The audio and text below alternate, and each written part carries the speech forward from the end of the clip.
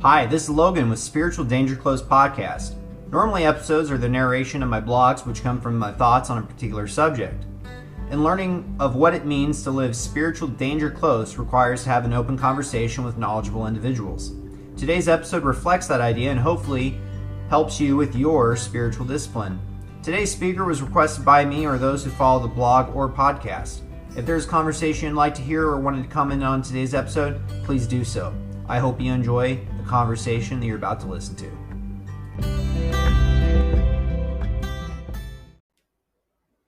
Warning! This podcast discusses suicide and preventative response to those who may be experiencing suicidal ideation. If you or someone you know is experiencing suicidal ideation, the U.S. National Suicide Prevention Lifeline is available 24/7 and is free and confidential, providing a variety of services for people in distress, prevention, and crisis resources. You can call 1-800-273-8255. Again, that's 1-800-273-8255. Or you can go to suicidepreventionlifeline.org. Again, web address is suicidepreventionlifeline.org.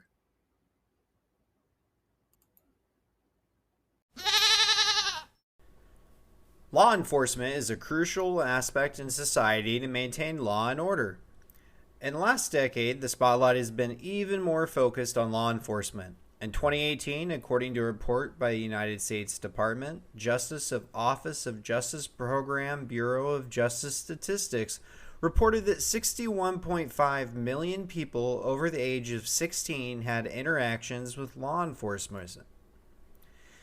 Due to the nature of the occupation, law enforcement officers will never know to what will happen during their shift. For example, an officer on duty can start the shift racing towards a domestic disturbance, to then going to traffic enforcement looking for speeders or drivers under the influence, to happening on a house fire requiring rescue of occupants inside at the risk of their own lives. This job is taxing on the officers mentally and physically. This has been very well documented in research. One study found that police had significantly lower life expectancy. How does one deal with all the associated hardships? To examine this, today's guest and longtime friend, I welcome Trent. We'll discuss how spirituality is needed in law enforcement. And to preface, central to this idea of this podcast is that spiritual resiliency is the driving force behind an individual. While many associate religions with spiritual resiliency, to some it could be close ties of family, friends, goals, etc. I borrow this framing of spiritual resiliency from a military chaplain who said that spiritual resiliency is what keeps you going on your worst day imaginable. Let's get into it. And we're recording. All right, I'm here with Trent, and today we're going to talk about law enforcement and spiritual resiliency. So, Trent, to start this off, how did you get into law enforcement? I definitely trace it back when I was a small child. Like most small kids, you have that dream of wanting to be a cop. You know, you want to drive the car with flashy lights and stuff. I never grew out of that like most people did. So when I was 17, I dropped out of high school early. 4 or 5 months later, I turned 18. I went straight into working in the county jail at Panola County. I've spent several years working in the jail. When I was 22, I went to Police Academy, and I've been on patrol ever since. I think what inspired me for that was because as a child, I had the dream of driving a car with the lights. As I grew older to adult, I decided, hey, you know what? Like I feel like I'm a very compassionate person. I have a high drive to help people, and there is a good opportunity to help people in law enforcement. Sometimes people don't realize you're trying to help them, and we'll get into that in a little bit. But, I get to serve my community. I enjoy that. I enjoy going to work and saying, what can I do for my community today? If that's not the first thing on your plate and you're not doing it for the right reasons, it's never about me. I try to keep the road safe, and not by writing tickets. I'm not some big ticket writer. I do it through DWI enforcement, keeping illegal guns off the street, stuff like that. those types of things what drove me to be a police officer. DWI enforcement being the biggest part of that. That was my biggest, hey, I want to do this to stop this. And I know since we've been friends for several years now, you have an eye like immaculate. They're DWI, and I know that you've posted about sometimes being off duty and catching them. So that's definitely a valuable service, seeing how bad they are. Yeah, there's no shortage of them. I don't think the general public realizes how many of them are out there. You can't catch all of them either. That's the problem. That's why I like Tennessee recently passed a law that if a DWI incident leads to death of a family and the parents die, that the DWI individual pays child support. I like that idea. I saw that and I was impressed. I don't foresee Texas ever doing that. But that's very bold of Tennessee, and I'm okay with it. So Yeah. someone's going to take care of the kids. Tennessee's a bit different. They have dry counties, which is really weird. We have a few dry counties left in Texas. Out of the 254 counties in Texas, I don't quote me on this. I want to say there's 18 left that are dry. The county I grew up in, Panola County, they were dry up until 2014, around there. So there's still some counties that are still dry here, but it's getting rare. Do you know if off the top of your head, if the statistics of DWIs changed after they? I don't know for sure. I don't know the statewide statistic. I know it was kind of funny when I was working in the jail at Panola County. That was in 2012. We had 2 troopers who were averaging 80-ish DWIs a year. We were a dry county because I don't know what the numbers are now that Panola County is wet. I know for that time, they were some of the highest DWI troopers in their region because the issue was people were leaving the dry county, going to the wet county, drinking there, and then coming back into the dry county.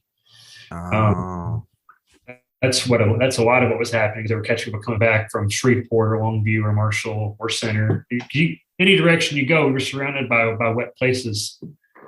So I don't know if it's went up since they went wet. I wish I'd known that. I'd have looked it up because TABC would have that information. But not to get off on a tangent, but having lived in Shreveport several years, it was really weird to see drive-through daiquiri shops. I don't know how that's so popular, and they get away with it by taping the straw. Like that's going to prevent somebody from popping it off, and it's so weird. Yeah, you're from to Texas, right? Having them, or Shreveport also has them. Oh yeah. No, are you saying Shreveport has them too, or are you talking? Yeah, Shreveport has daiquiri shops. In fact, we have them in Texas too. And in the barracks, I'd get a knock on my door. Hey man, can you like drive us to the daiquiri shop? Like, oh my gosh, okay. Yeah, as long as there's a little piece of straw and apparently it's not an open container. I disagree with that, but I don't write the laws. So yeah. Anyway, we're talking about you got in law enforcement, and you worked at the county jail, and then you moved to a sheriff's department, and then to a police department recently. Right. Yeah. I'm employed at a police department here in East Texas. It's a small town near Tyler. We're about 5,000 people. There's not a lot of people, but there's a lot of traffic. We have 2 major highways running through the town, so no shortage of people traveling through. So you've been doing it for a while. What do you think makes law enforcement so difficult? The funny thing about law enforcement is that the job itself isn't hard. It's not a hard job. Anyone can physically do it. Where you run into the difficulties of it is navigating the political aspects of it, especially when you work in a small community. You have to navigate the politics of the town or the county if you want to work for a PD or a sheriff's office. You got to navigate the politics of the climate you're in. Not the climate in Dallas is not the climate where I'm at. Or, the climate in Houston is different from where I am. Los Angeles, Chicago, all those places have different political climates. And you have to not necessarily police to that climate, but you have to understand how to navigate the climate. That's definitely what makes it hard. The politics around it make it harder than it really is. The job itself is not hard. I feel like anyone can physically get in the car and do it. most of the time. There comes calls that are hard that involve some critical thinking where you have to decide, did this happen? Did it not happen? You've got two statements. You got to figure out who's telling the truth in this. The truth is somewhere in the middle. Which one's more truthful? That gets kind of hard. I think um, the stress, there's a lot of cumulative stress that comes along with it. I keep up with a lot of people in the military, and I know they say the maintenance field has a lot of cumulative stress. I think law enforcement shares a lot of that cumulative stress. Um, I think another thing that makes it hard is when you do the best that you can to get someone who truly is dangerous off the streets, just to see them walk out the next day and then the courts don't do anything about it. That definitely makes it hard because I mean it's I can't control what happens after I make the arrest for someone, but when you arrest an actual truly violent person that shouldn't be with us in society, or at least suffer for their consequences, and then the court system just lets them go on down the street, that's hard, and that's stressful for sure. Yeah, it's like being a law enforcement officer in California right now, where they just change the policies so much that it's like they just watch people commit crime. Yeah, there's places like that in Texas, the Austin area, Harris County. I know some guys in Dallas County are not to as bad extent. I know they're having some hard times over there. That's hard because naturally we went into this job to do the job, and then it sucks to not be able to do it in a lot of places. I'm blessed where I work that's not really an issue for me now. I've worked at places where that was kind of the issue. I don't have to deal with that anymore, thankfully. I know an individual who retired after 30 years in law enforcement, worked at a very large city with several districts. Like the police department was so large, he had districts that were basically assigned by county. And the politics of micromanaging the way the police officers did it really bothered them towards the end. That when they were like, hey, I'm going to retire, and they couldn't wait to, because it was like they would say, if you go on a call, you need to have a partner with you. And they said, well, can we partner up in cars? And they said, no. So you're telling me I have to go to a call with another person, but they can't ride in the same car with me. Yeah. Why? That's been an Why? That's an interesting debate because they'll tell you, well, we have more cars for more coverage. But what difference does it make if those two cars are going to the same place every time? Why not just put them in one car? Now, I personally like being by myself. My town's small enough. I have a partner till about 3 a.m. and then I'm by myself from 3 to 6, sometimes midnight to 6. I enjoy it. Coming from a sheriff's office background, I'm used to working by myself. I don't know if I'd actually like having a partner because I like to be able to control my radio and my thermostat by myself. I don't have to share with nobody. If I want to go eat, I can go eat. So, but I know that's stressful on guys. And I think a lot of it on that same topic, it's the same aspect. Those guys retire and can't wait. It's just like a lot of guys go to the Air Force. They're like, hey, like I miss the people I worked with, but I don't miss the stuff that came with it. And that's in law enforcement too. A lot of guys retire and they miss the guys they work with, but they do not miss the political environment that came with it. Yeah, thankfully in mine, there's a lot of stuff that a lot of people are bickering about in the Air Force. I don't have an issue with the direction things are going. It doesn't bother me. I feel like people should feel like they could go to work and do their job. My things are more very specific to certain policies and stuff. I think the largest voice I've heard in that, I guess, unsatisfied with a lot of security forces guys, they seem to be having a pretty hard time right now. The year of the Defender was not quite the year the Defender was supposed to be. Yeah, those guys have not a tough job. I mean, but there's a lot to it. Well, they're busy as well. People think, sure, military is, straight laced and nobody messes up. But last year we went on lockdown because somehow a dude got a gun and it turned into a 12-hour standoff in the housing on base here. So stuff happens. I would say that the stress particularly for like Army and Marine bases. I feel like those that have more combat oriented have a lot of issues, but you get stupid kids stealing from the BX or commissary or something like that. Disputes, traffic enforcement is pretty big. Well, and I didn't think about that till just now, but like one of the things that I don't like having to do is take enforcement action against another police officer. I'll do it. I'll do it in a heartbeat. That's my job. I don't enjoy it. So for those security forces guys, they're taking enforcement action against their peer themselves, yeah, every time. So that probably is. I rarely have to do it. They have to do it daily. So I know the way it works because this came up. A security force officer drove one of our people off the road because they were just driving way too fast on the road, and then they went off road and it damaged their vehicle. And what came of it was they said that they'd look into it, and we found out that for security forces, if something happens, they can't investigate it themselves. The JAG office has to. Okay. So the JAG office will investigate it, and then if they need to, they'll utilize OSI personnel. Office Special Investigations, kind of like FBI or NCIS for the Navy folks. Or, and then I can't remember the name of the Army one. CID. CID. CID. That's what we call it in the civilian world, a CID, Criminal Investigation Division. So, but that CIDs are within their own department. It's not a separate branch. It sounds like it is there. Or not branch, but separate division. Yeah, I would. Without going off into many details, people are dumb. Oh yeah, in all walks of life. So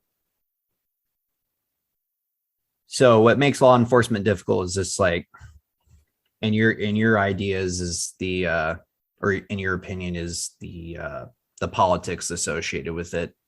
Yeah. Do you feel like the politics also include how your department handles things, or is it mostly like how the city handle things? Is that?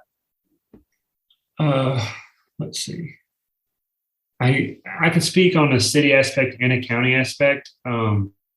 Sheriff's office is directly political because the sheriff is elected.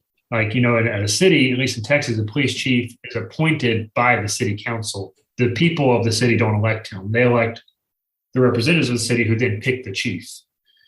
And the sheriff's office, the sheriff himself runs for election and gets picked. So naturally, his job comes with political play. He has to do what he can for his voters and his constituents. I get that.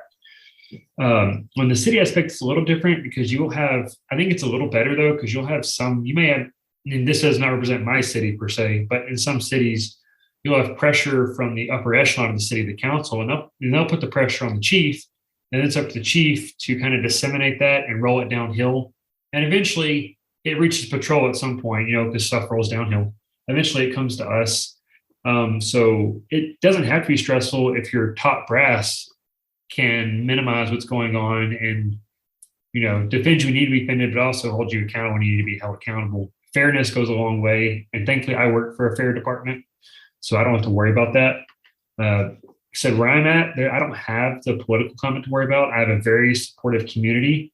I've got a very supportive city council, and I've got a very supportive brass. So that is a huge breath of fresh air for me in my career. I've never experienced anything like that before. So, but in the past, other places, the politics are the thing. The people, you would think the people would be an issue. People don't like you, but I expect people to not like me. People don't like getting in trouble. So that doesn't bother me any. As long as the people I work for hold us accountable but treat us fair, that's all I ask for. I feel like we've gone over this question a little bit deeper than I intended, but so I talked about like difficult in general. So without going into specifics, what is one of your most difficult shifts, and how did you handle the stress of that situation? I think I'm not going to be too specific, but it's hard to not be a little specific. The most stressful situation I was in was happened a year or two ago. I was in a pursuit and I got shot at. That was not a good time at all. I think the way I got through it, a lot of it just fell back onto my training. It was like I understood what was occurring in the time, but I also this is what This is what you were trained to do. And I continuously run scenarios in my head of what if, what if, what if, what if. Because if you're not doing that, you're not doing yourself a favor. You're not doing yourself a service. So I handled it fine in the moment. I did a lot of praying in the moment. I can promise you that. I'm pretty sure I'm a body camera chasing this guy, praying to myself. Um, it was not ideal. So I think what got me through it, like I said, mostly was just my training. I was trained. I was prepared for it. I wasn't surprised that it happened. I had a feeling it was going to happen based off the information I had going into the call. So being mentally prepared for what you're going into will help you through that. And the spiritual realm's the same way. If you're spiritually prepared for what you're getting into, you're going to get through it. And, those two went hand in hand for me that day, I think. I've talked to a lot of law enforcement officers, and the ones that mentioned that they've been in a firefight, it's really weird. There's almost like this sixth sense that they're like, I'm going to get shot at right now. And I feel like that's also the same for combat veterans. They're like, we're going to get shot at right now. Like there's this something with the energy or that's going on.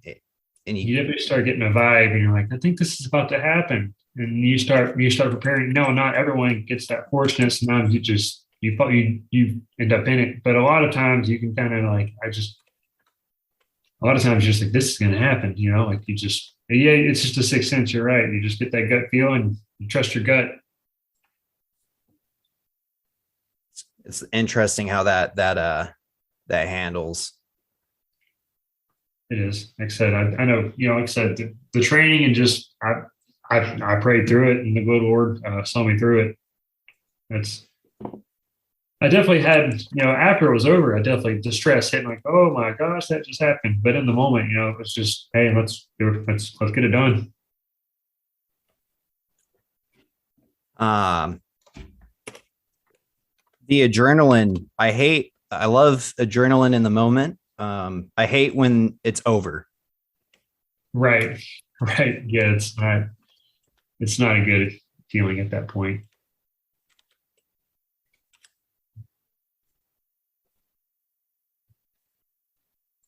Sorry here. I'm gonna have to edit this. It says I thought I paid for it. It's gonna cancel our call here. Okay. Trying to make a count real fast and it's harassing me. I made a password and it didn't like it.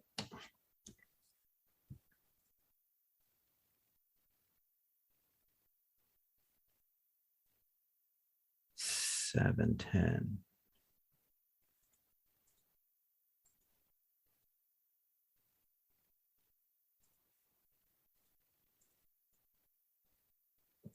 Normally I use Skype, but lately I've just been having issues with it. Like it takes like several days for the video to be available for download all the way. I have no experience with Skype. I have to use Zoom a lot at work for court hearings and stuff. During the COVID restrictions, all the stuff was done by Zoom. So Zoom's all I've ever known. I guess I used Skype as a child in high school, but I haven't used it since.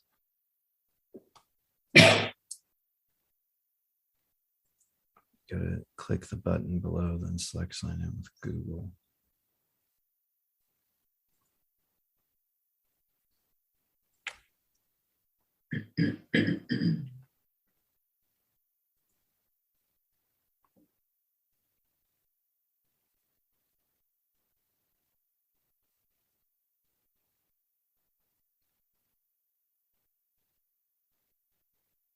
I didn't even notice that timer up there this whole time. I didn't either until it flashed a giant billboard over it.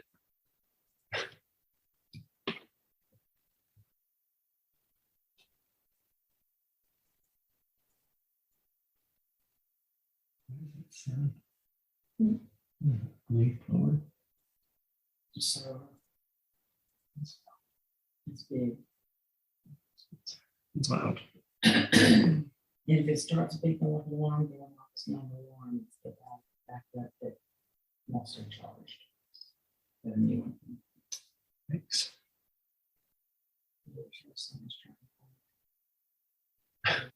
We thought it was low, the sound moves in this hall, Mm, and we thought it was up the other end. yeah, it's really echoey in this building. Yeah, I mean, I need some pictures out down the hallway, or even a rug down the hallway would help a lot. Yeah, buildings.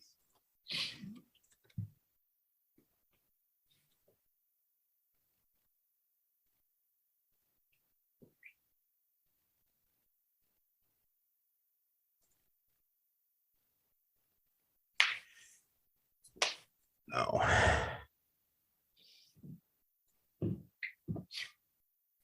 We have a women's conference coming up.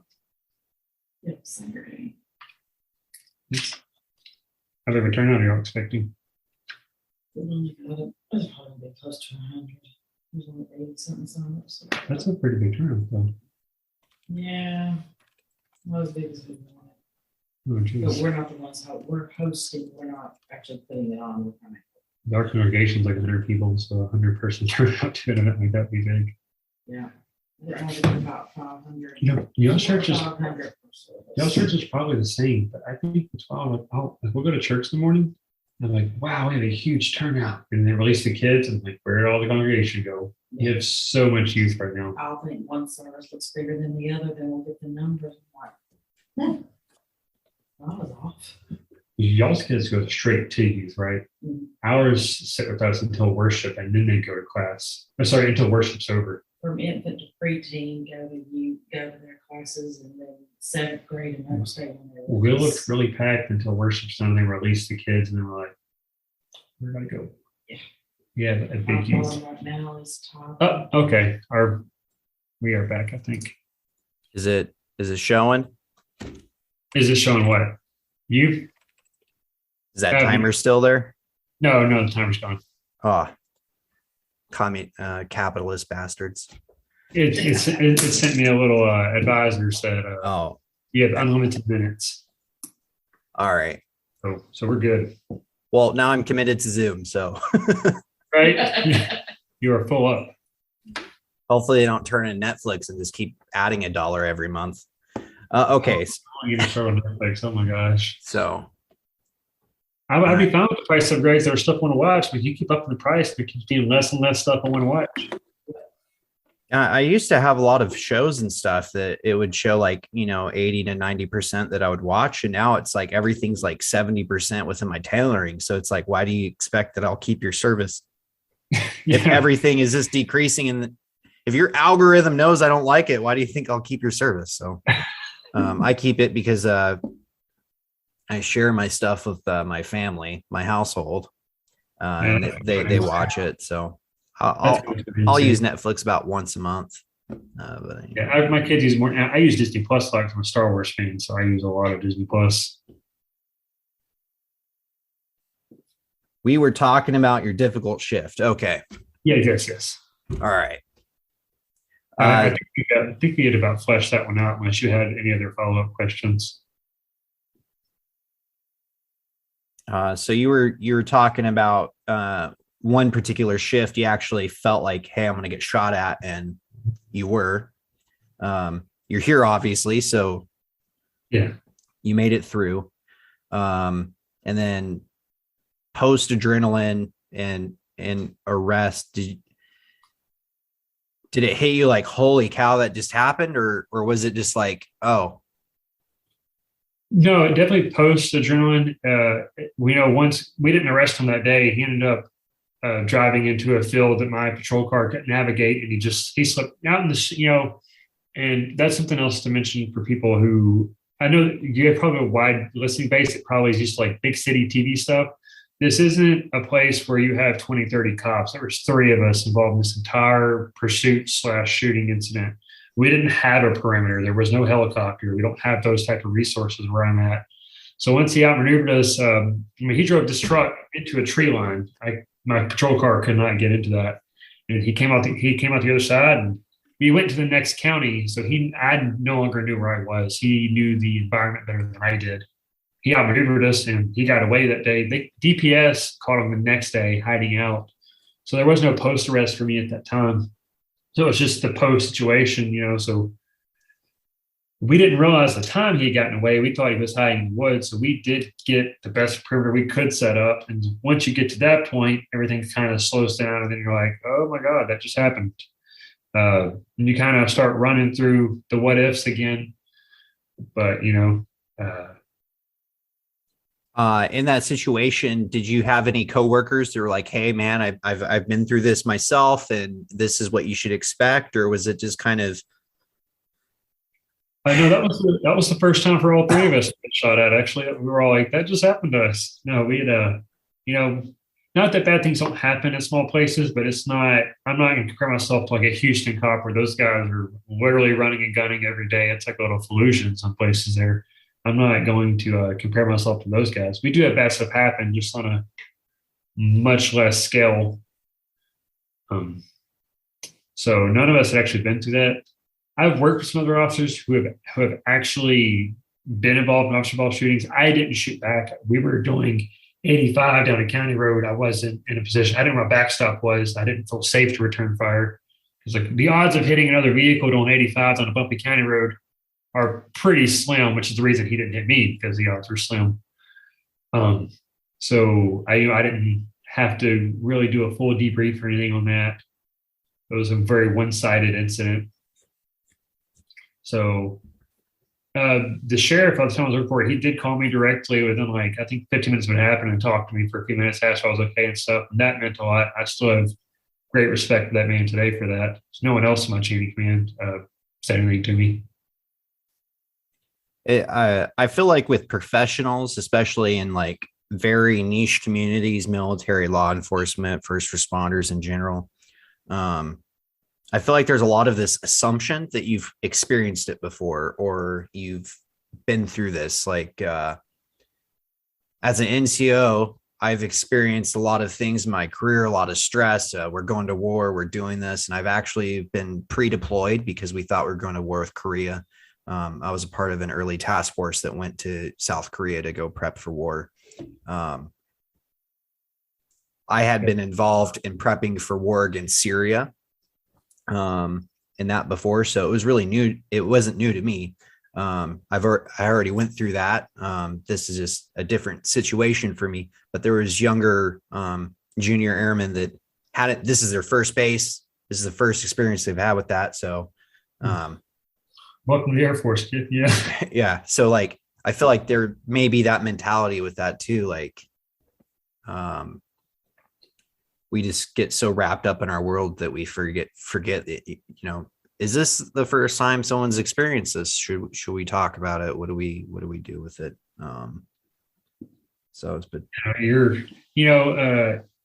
you can prepare for stuff all you want, but you really don't know what'll happen until it actually happens. And a lot of people and the general public that usually don't have to be involved in high stress situations probably don't understand that completely.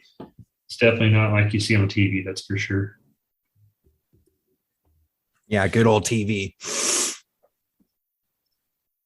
And that's a great segue to our next question. Hollywood stereotypes and tropes plague many career fields. What is one misconception people have about law enforcement in general that is inaccurate? You already mentioned like the blockading people in. Yeah, well, and that type of stuff does happen in the big cities, but we're not a big city where I'm at. It is very rural. Like that particular incident I just spoke about, the shooting thing, for contrast, because there are people who listen who are in big cities. My nearest trauma center was an hour away by air, not by ground.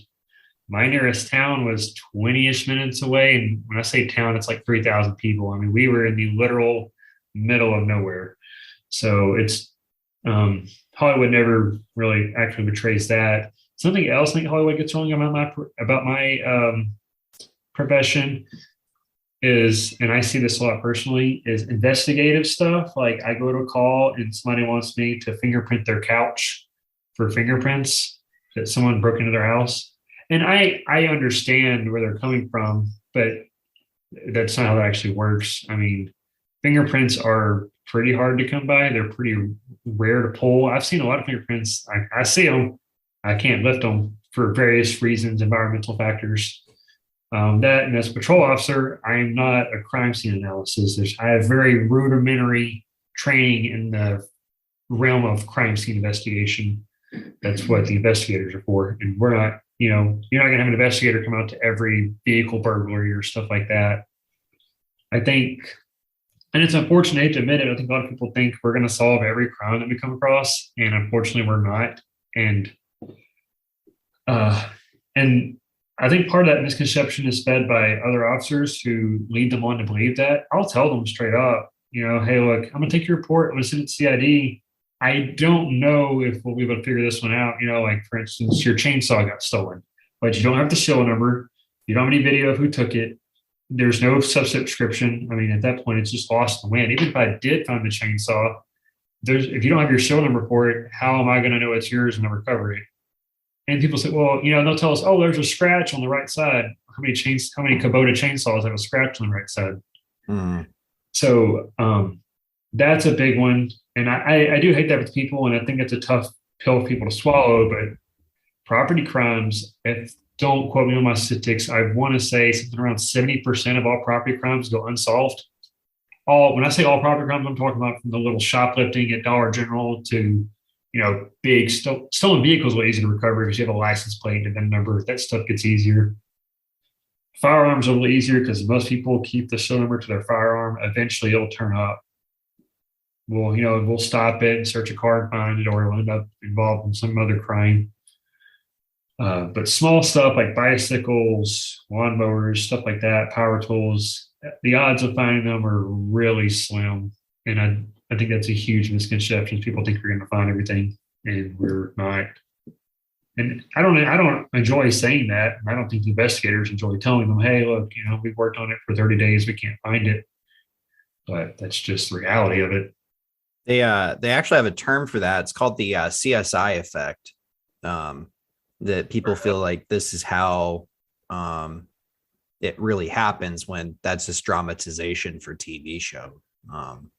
There are some shows that kind of get it more accurate. But I think Southland was one of those shows. Southland did a pretty good job portraying law enforcement, and it portrayed the less than glamorous side. I mean, one of my favorite characters on there was John Cooper, and he was a hydrocodone addict. And, that stuff actually happens. They're real people. They get hurt, they take stuff, and then they got to get help. It's not all glitz and glamour. There's a lot of negatives that occur too, because in the end of the day, we're all people going through various things in life.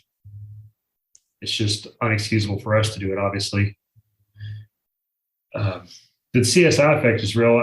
I can't watch those shows because I see them with all these fancy little computer screens. It's because we don't have that. We don't have stuff like that. At least not where I'm at. Yeah, a lot of the stuff they just made up for the thing. So I know a lot of it's kind of like if you're a professional in something and you watch something about it, you can't watch it. It's very hard for me to watch military movies. Sure. My one exception to that's been Space Force. Just because it's satire and what they do get right is the stress of day-to-day military things. But I can do satire. I think Reno 911's hilarious. I love Super Troopers. The funny part about that is some of the shenanigans that go on there.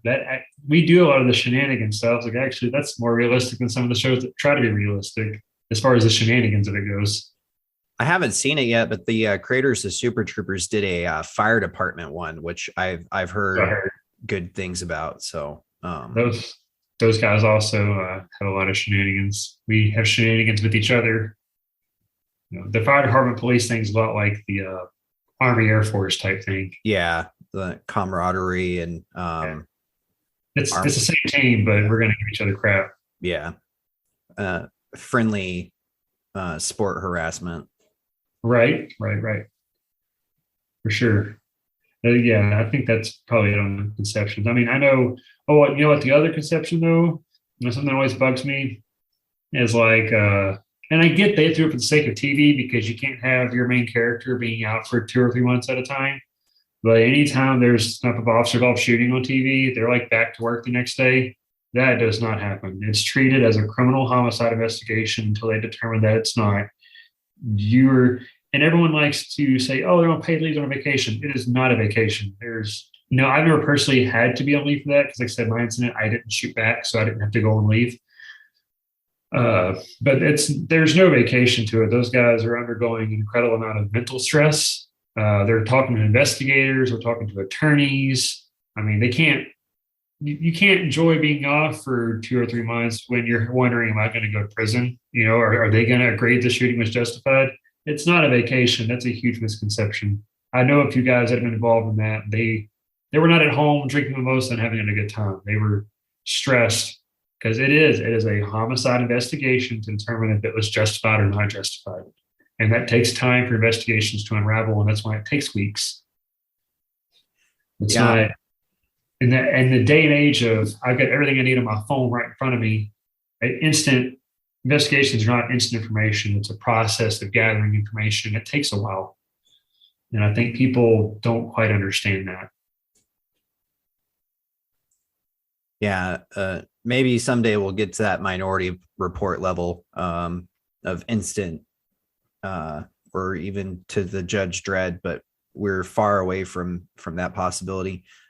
Some individuals I know in law enforcement that were injured, they would end up working with the CID because just because you can't work doesn't mean you can't work. Right. So until a doctor cleared them physically, they would go and work plain clothes and would aid detectives and just doing random low-level non-detective stuff. So I embarrassingly tripped over a piece of garbage at a hoarder's house, and I thought I broke my thumb on my right hand, which is my gun hand. And I was in CID for a week or two while it healed because I, ride around with other detectives unarmed because I can't do anything. I did not enjoy that. The whole plainclothes investigating thing is not my speed. I'd rather be in a patrol car. So yeah, I went back to work, but I didn't have fun doing it. It was better than being home though, because then you get stir crazy. Oh yeah. Especially if you're like in something like an officer involved shooting and you're just like, you just keep thinking about it. Yeah. It's probably better to have them gainfully employed, work in some other aspect than not. Yeah. I'm not quite sure. I'm sure every department is different. I don't know if some guys get to go to light duty or what, because a lot of times it's paid admin leave and you're on leave until it's done. But for some instances, when they come back, they may start on light duty before they get back to kind of make sure they're mentally fit, because you got to go through psych evals and stuff afterwards to make sure you're still with it. So there's a good chance when they come back from light duty that they end up, or from leave, they end up in light duty. I've not had anything like that. So, something that I've noticed that and in dealing with stress, that physical fitness is like the foundation to my mental health. Do you feel like that plays a role as a law enforcement officer? And if so, what's some of the things that you do? Yeah, so like I said, since this is all audio, for just so people understand, I'm 6 foot, 160 pounds. I am not in the best physical shape. I'm slender, but it's because I'm blessed with a very high metabolism. I'm nearing 30, so that metabolism's starting to slow down. I've gained a little, not much belly, but a little belly. We just had our third child, and so I think it's some of the pregnancy sympathy weight. So I'm going to call it. But I am trying to be more physically active. I've noticed that. And, I work graveyard. Cops on graveyard eat like crap because the only thing open after midnight are Whataburger, Denny's, AHA, gas stations. There's not healthy food open. Unless you meal prep and pack you a healthy meal, you're going to eat some nasty stuff. And physical fitness is incredibly important for your health because you mentioned in the intro, we have a high mortality rate. I think ODMP, the Officer Down Memorial page, they indicated the average lifespan of a career police officer is 55 years. And when I was went to police academy, they told us that, I don't remember the percentage. I want to say it's 20 or 30 some percent of cops who retire die within 5 years of retirement from, it's not a cardiac event, from health issues that they didn't address. I try to keep that in the back of my mind. I use a rowing machine a lot. If people don't know what that is, it's a pretty intense workout. It works everything all at once. It's good cardio. That's the biggest thing is cardio. You got to have really good cardio. You don't have to be the strongest person to be a cop. You just got to have good cardio. It's a big thing because if you get in a tussle on the side of the road, the other guy may be stronger than you, but he's probably going to tire before you if you have good cardio. It's a very tiring event. And good cardio prevents you from having heart attacks. I do push-ups and sit-ups. I need to start running. I really want to start running. For me, running is like reading a book. Once you start reading the book, it's fine, but I have a hard time opening the book to start reading it. Once I start running, I'll be fine. It's just like, oh God, I got to go run. Getting through that initial curve of being tired after running, a half mile, feeling like you're going to die. Once you get that done, running's not too bad. And so finding time in your life, and you have children and a wife plus a job to run, you just got to put aside time. And I am working on that, and I do want to do better at that because I don't want to be one of these guys that retires and then I die in 5 years from a heart attack because I ate cheeseburgers for my entire life. And if you're physically fit, your physical fitness is going to feed directly off your mental health. Most of the time, not all physically fit people are healthy mentally, but it definitely improves I think it boosts your mental health. Guys I've talked to said, hey man, I started working out. I feel better. I'm happier. I have less depression. Because, your body appreciates being in a healthy state physically and mentally, and they feed off each other. I know for me, I have a lot of anxiety issues, and working out, it like takes the edge off that anxiety because it takes me out of my head and puts me into the present. And all I'm thinking about is this is really difficult. That's why I like working out. And I know in the military, no, excuse me.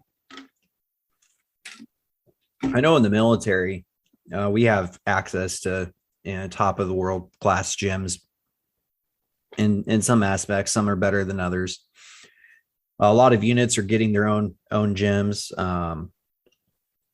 And CrossFit's real popular. Bodybuilding shows are popular. So that plays into a role.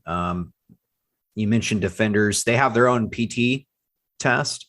It's more combat associated, body drags, carries, that kind of thing. And so everyone kind of does their own thing. Running. I used to despise running, but I've actually gotten really good at it. I've been following Knees Over Toes guy on Instagram and the Athletic Think group, doing that. I'm currently doing the Kino Body program. So 3 times a day, minimalist, intermittent fasting. I've been getting 10,000 steps in. Yesterday, I did 25,000, which is like 10.8 miles. That's a pretty good trick. Super sunburned. Somebody forgot their sunscreen yet again. I just feel different when I don't work out. And in fact, I'm kind of working out almost every single day, even though I'm supposed to just be doing minimalist, but I do accessory work, stretching, yoga, doing other things to help myself. And it just kind of brings me into the moment, and I just can forget about stuff. So, go ahead. I've been in one police department before, and I was getting a tour, and we were in the gym, and there was dudes, slamming weight, of all body types. And I feel like that's another we didn't talk about. I feel like there's a misconception of what all cops should look like. I have that because, I have family members that are police, so I grew up around them. So I've never really understood that. But like you said, you may not fit the stereotypical build of what people assume are law enforcement officers. Right. No, and you mentioned gyms. I guess you said defenders have them and stuff. A lot of my agency does not. We're really small. A lot of bigger agencies, especially up in the Metroplex, which Dallas-Fort Worth area, those guys. A lot of those guys have gyms in their department. The first police department I worked for after coming out of the jail, they had a gym inside the police department, and you were allotted. I don't remember the time frame. It's been years since I worked there, but you were allotted a certain amount of time to work out on duty. It was encouraged. Oh, that's awesome. You had free access to the gym off duty. Come up there and just work out.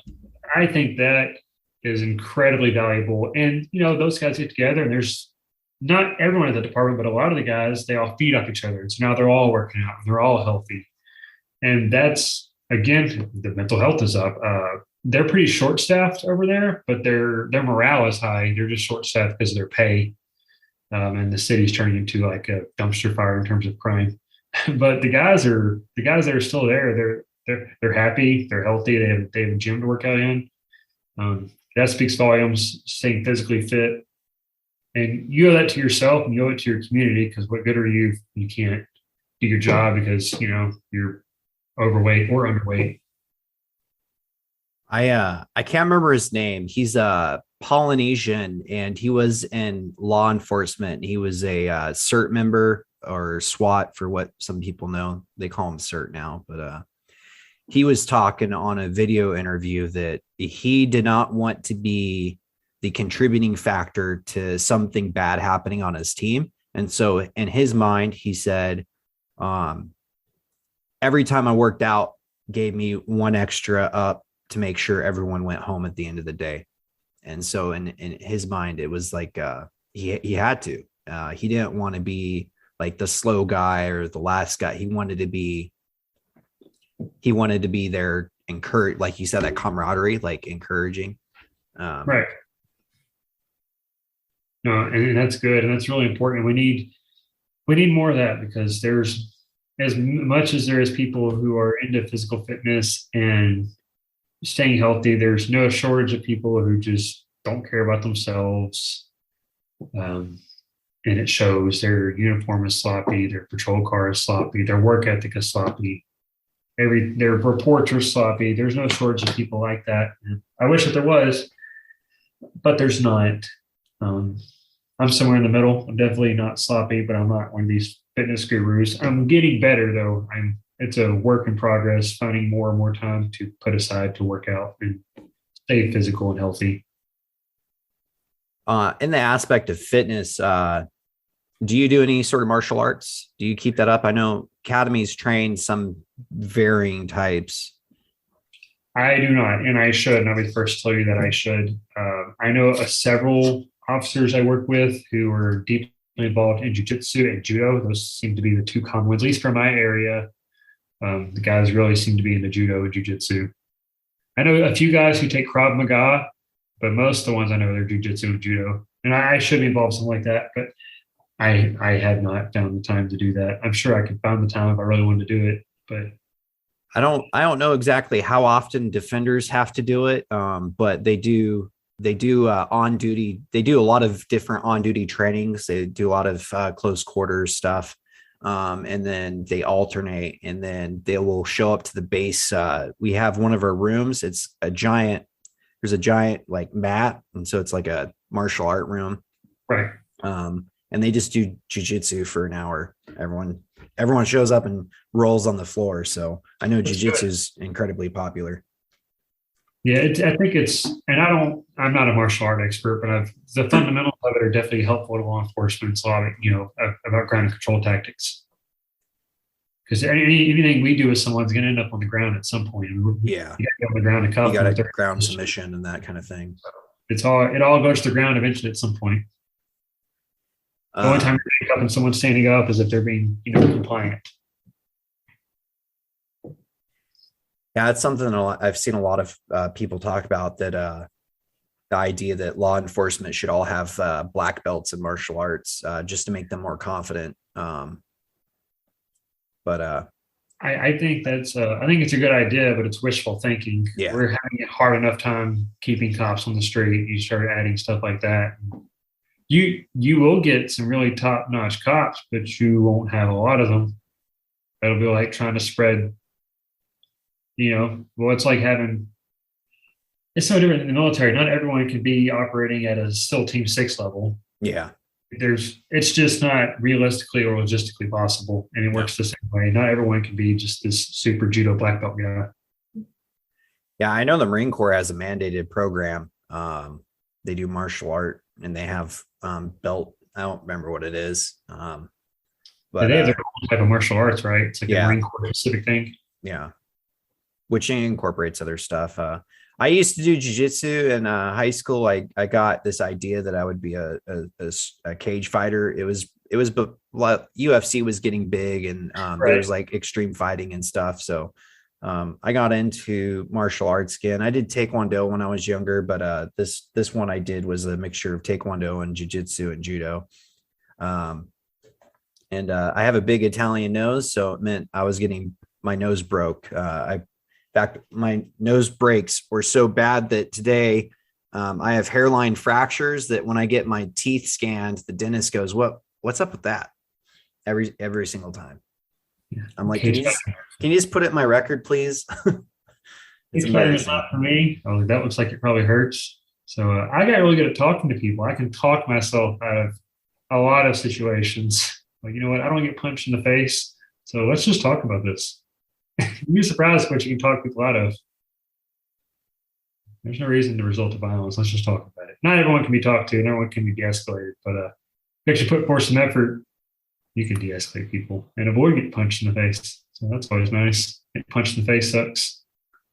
I feel like this should happen. Everyone needs to get punched in the face. It should be a part of school. Just at the end, beginning of the school year, everyone gets punched. Day one of the police academy, our instructor told us, he has said, show of hands, who's been punched in the face. And, people raise their hands. He said, by the end of this academy, you all raise your hand because I'm going to punch you square in your face, the first aid defensive tactics. And he did. He punched all of us square in the face, the first aid defensive tactics. But at least you got out of the way. You know what it feels like. Get that all water out of your eyes. You're good to go. He said, you've been punched once, you've been punched 1,000 times. At least now you know. Yeah, it doesn't help having done sparring and stuff, getting punched in the head. And the first time to the billionth time, it all feels the same. Some people hit harder. Excuse me. All right.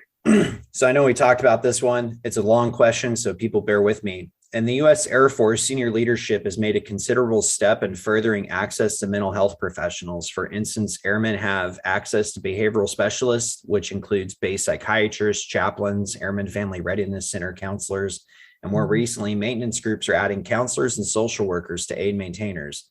Depending on the service utilized, conversations are confidential, such as chaplains and chaplains' assistants are legally obligated to keep privacy unless given consent. And in some cases, conversations are not even recorded. I have personally utilized these services from time to time. The military of today is far more accepting and encouraging of airmen seeking mental help.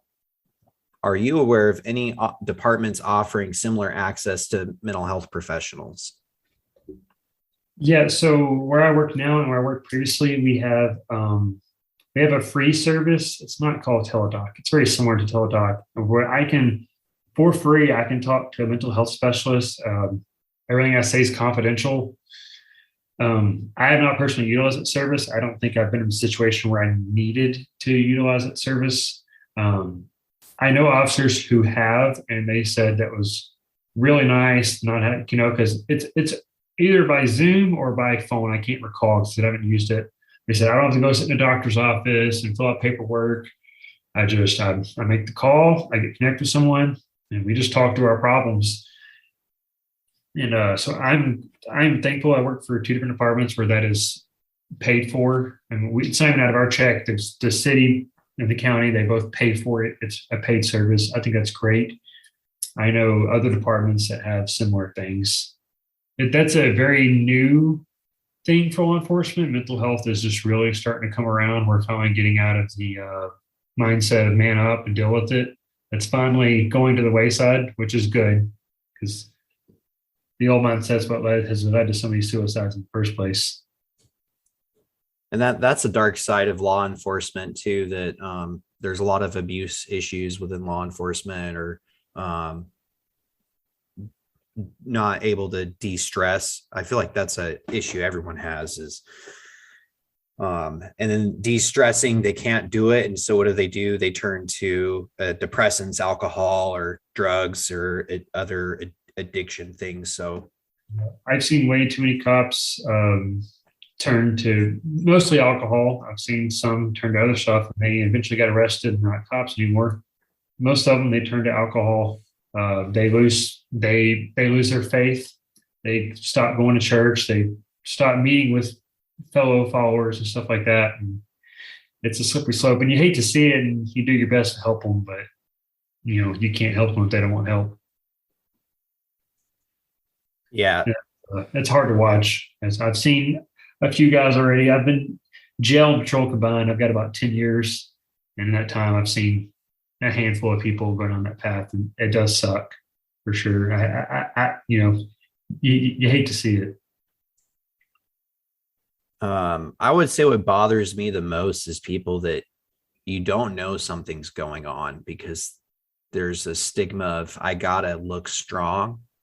There was people hate this one, but apparently there's a sergeant major in the Army that would show up to mental health and would just sit there at the appointment. And he's like, you really have nothing to talk about. He's like, I'm not coming here for me because at this point I'm set in stone and I'm doing what I'm doing, but I'm coming here to set the example that seeking mental health is a good thing. And that my soldiers understand that if their sergeant major is going to do it, they could probably go do it too. That's really good leadership, and we need more good leadership. There's no shortage of bosses, but there is a shortage of leaders, and so that's nice to see someone who's a good leader. I think in society we've seen a lot of destigmatization of mental health. Now, I do think there is this issue of people saying these are my mental health issues, and they're not, and people having service dogs, big, huge air quotes, and it's an emotional support animal, which is not the same thing as a service dog. Right. But I feel like society is a lot more cognizant of mental health issues. And I get ads for it all the time on my phone, various social media things. So, but I don't need any of that because I have access to providers on base. Right. No, it is. I think definitely in the private sector, it's a lot. It's getting better in the police and fire setting. And I sound like it's getting better in law enforcement. I'm sorry, in the military. I know in the private sector, it's definitely made huge leaps and bounds, for sure. Recently, in the last 2 years, we had an airman drown. He went to go teach his buddy how to surf. And rip current took him out, and we don't know what happened, but they ended up finding him about a week later. That was just really hard. The chaplain was really cool. I love this guy. He's such an amazing man. Before he entered to become a chaplain, he's a Jewish rabbi, and he worked at a inner city drug center, providing counseling to like any kind of addicts for drugs, you name it. He's dealt with it and worked with it. And he just has a different perspective on things. And right. He's pretty brash, and he says stuff that you just don't expect a chaplain to say. And his encouragement and what he said at that time was really helpful. And then I said, oof, well, hopefully that's the last time I have to deal with that, which isn't the first time I've dealt with the death of another fellow service member. At my first base, we lost a airman to a unfortunate event. He was murdered, and that was hard.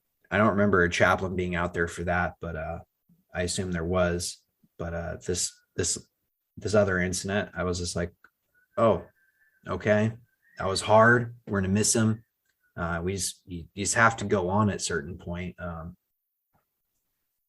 And then last year, I lost a really good friend of mine to a unfortunate event. He was riding his motorcycle, and there's a big road here.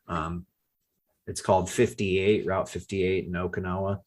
And in the city, it's very, very dangerous, the amount of accidents. And in Japan, they have a very slower speed limit. So that road right there is about 50 kilometers. So it's about 34 miles an hour, and there's deaths on there all the time. And the turns are unprotected. So if it's green, you can go. And this guy at night just turned out, and my buddy Isaac hit the car, went over, and that was it. So I saw the chaplain again because he had heard about it and took that effort to come see. So having those sources, I feel, is invaluable to people that go through something traumatic. So it's good to see. Yeah, I know there's a huge mental health response to right now down there to the guys in Uvalde. Those guys are going through a lot of mental health screening and treatment stuff right now. It's a huge response too. I mean, it's countless chaplains and mental health professionals. It's a pretty big response down there for obvious reasons. Yeah, there's a lot of stuff there that I just pray that people can get through it and go through. Shout out to that BORTAC that went through. Yeah, that was impressive. He was off duty. That's a really impressive. Did you see the photos they posted of his stitching on his scalp? Yeah, I did. That's it kind of reminded me. I believe I heard right. He was grazed 3 or 4 times. It kind of reminds me of that big shootout that Wyatt Earp was in. I think he had like 4 or 5 holes in his duster. It was like the same thing. They went right around him and they never touched him. And the man was protected.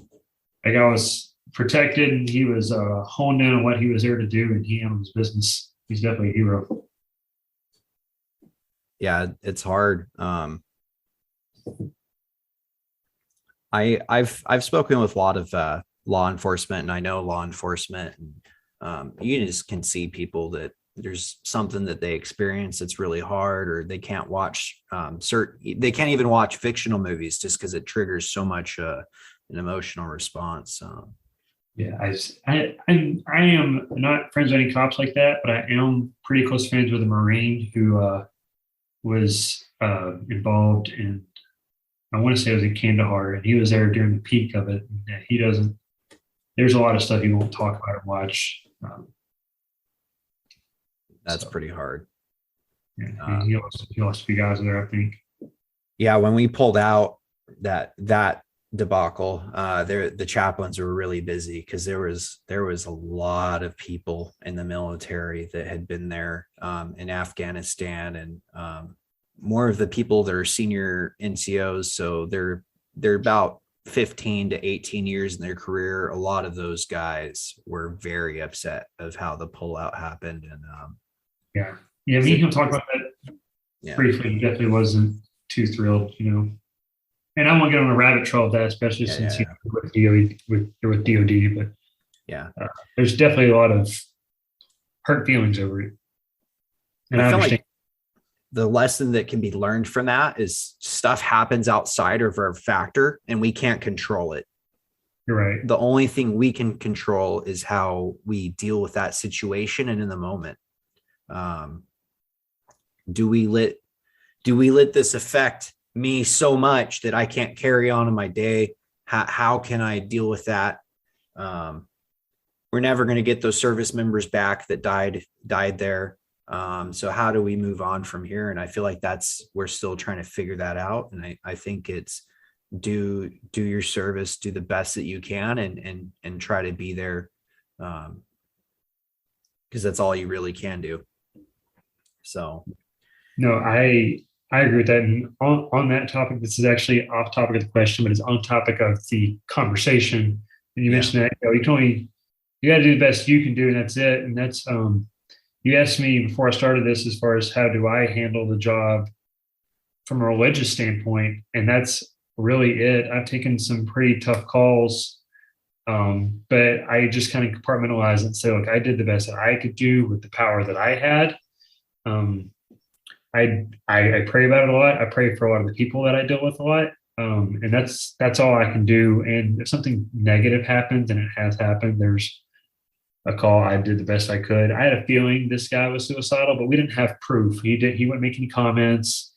Everything we had was hearsay or open-ended comments. Mm-hmm. And to take someone as a police officer, take someone and say, hey, you're now in my custody for your protection, and take them what we call EDW, an emergency detention warrant, or an OPC, an order of protective custody. To get either of those, it has to be pretty cut and dry. This guy's for sure homicidal, suicidal, and extreme psychosis. If it's not cut and dry, we're the government. We can't just go yanking out of your house just because we think you might hurt yourself. It's got to be pretty cut and dry. And I had a feeling it was going to happen, but it was, my gut said it's going to happen, man. We did everything we could. We could get proof that he was going to do anything. He wouldn't say anything. Family couldn't get proof. And eventually he did end up taking his life. And, you got to kind of just separate yourself from it. I did the best I could. I prayed about it. I did the best I could on the call. If you dwell on it, it will eat you alive. You can't do that. You have to learn to let go. Yeah, there's a lot. I feel like that's just human nature in general, that we're apex creatures to an extent, and we've gone from living in caves to where we're at as a society now, of being able to tweet about something we don't like. And we get angry that, internet on an airplane doesn't work. We're so accustomed to this life and the hardships that when stuff is outside of our control, it just eats at us, because I feel like our number one nature as a human is control, like to become as good as a creator as we can, to have I feel like that's like a godlike seed inside of us, that we have to be in charge and everything is in our will and it'll happen this way. And no, I agree with that. I definitely don't like being in a situation where I can't control the situation. I don't like it at all. I don't know anyone that does like that. It's hard to come to terms with, especially if it's a critical incident, but you have to, you got to come to terms with it. It is what it is. You can only do so much. We are mere mortals. And I feel like that's a good segue to our last question. Oh, excuse me. For some reason, I am having stomach issues this morning. Apologize. Good. In the U.S. military, it's mandated requirement for annual suicide awareness. This year, the leading coordinator asked a room of nearly 200 service members, contractors, and civilians to raise their hand if they have or know someone that has experienced a suicide. Almost 1/3 of the room raised their hand.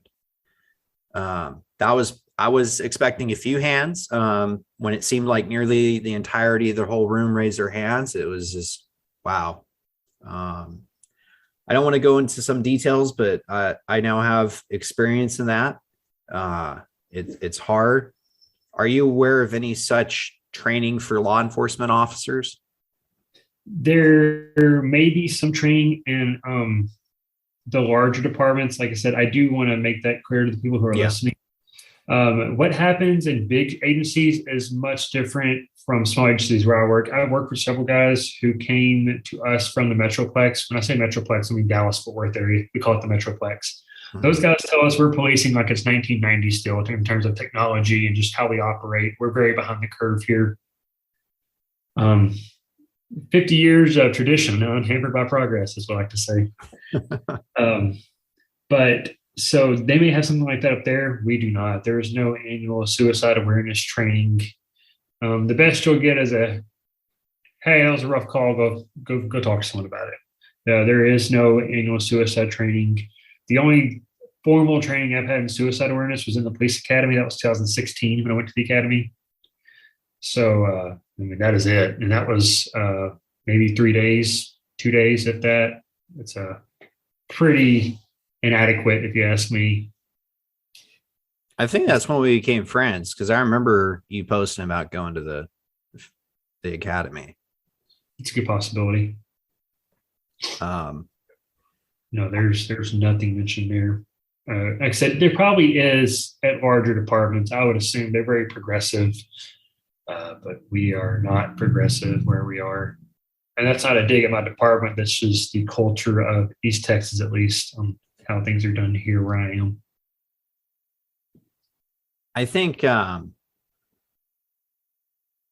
have some of my gripes because I've fact checked some of the stuff that they say sometimes to clinical databases, because I know how to do the research and to read the papers and stuff. So sometimes 90% of the information is valid and good. And I feel like a lot of people should be aware of what signs to look for. So as you said, you've responded to suicide calls.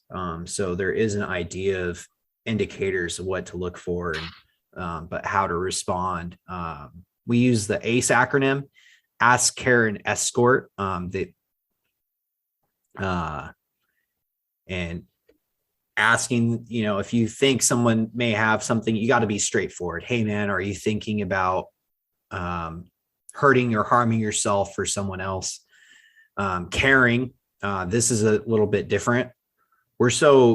I feel like we're so selfish as nature. It's really hard for us to be empathetic for someone else. And so really caring, listening to their problems and just letting them vent. And if they do that and being there for them and not leaving them, that's a big thing.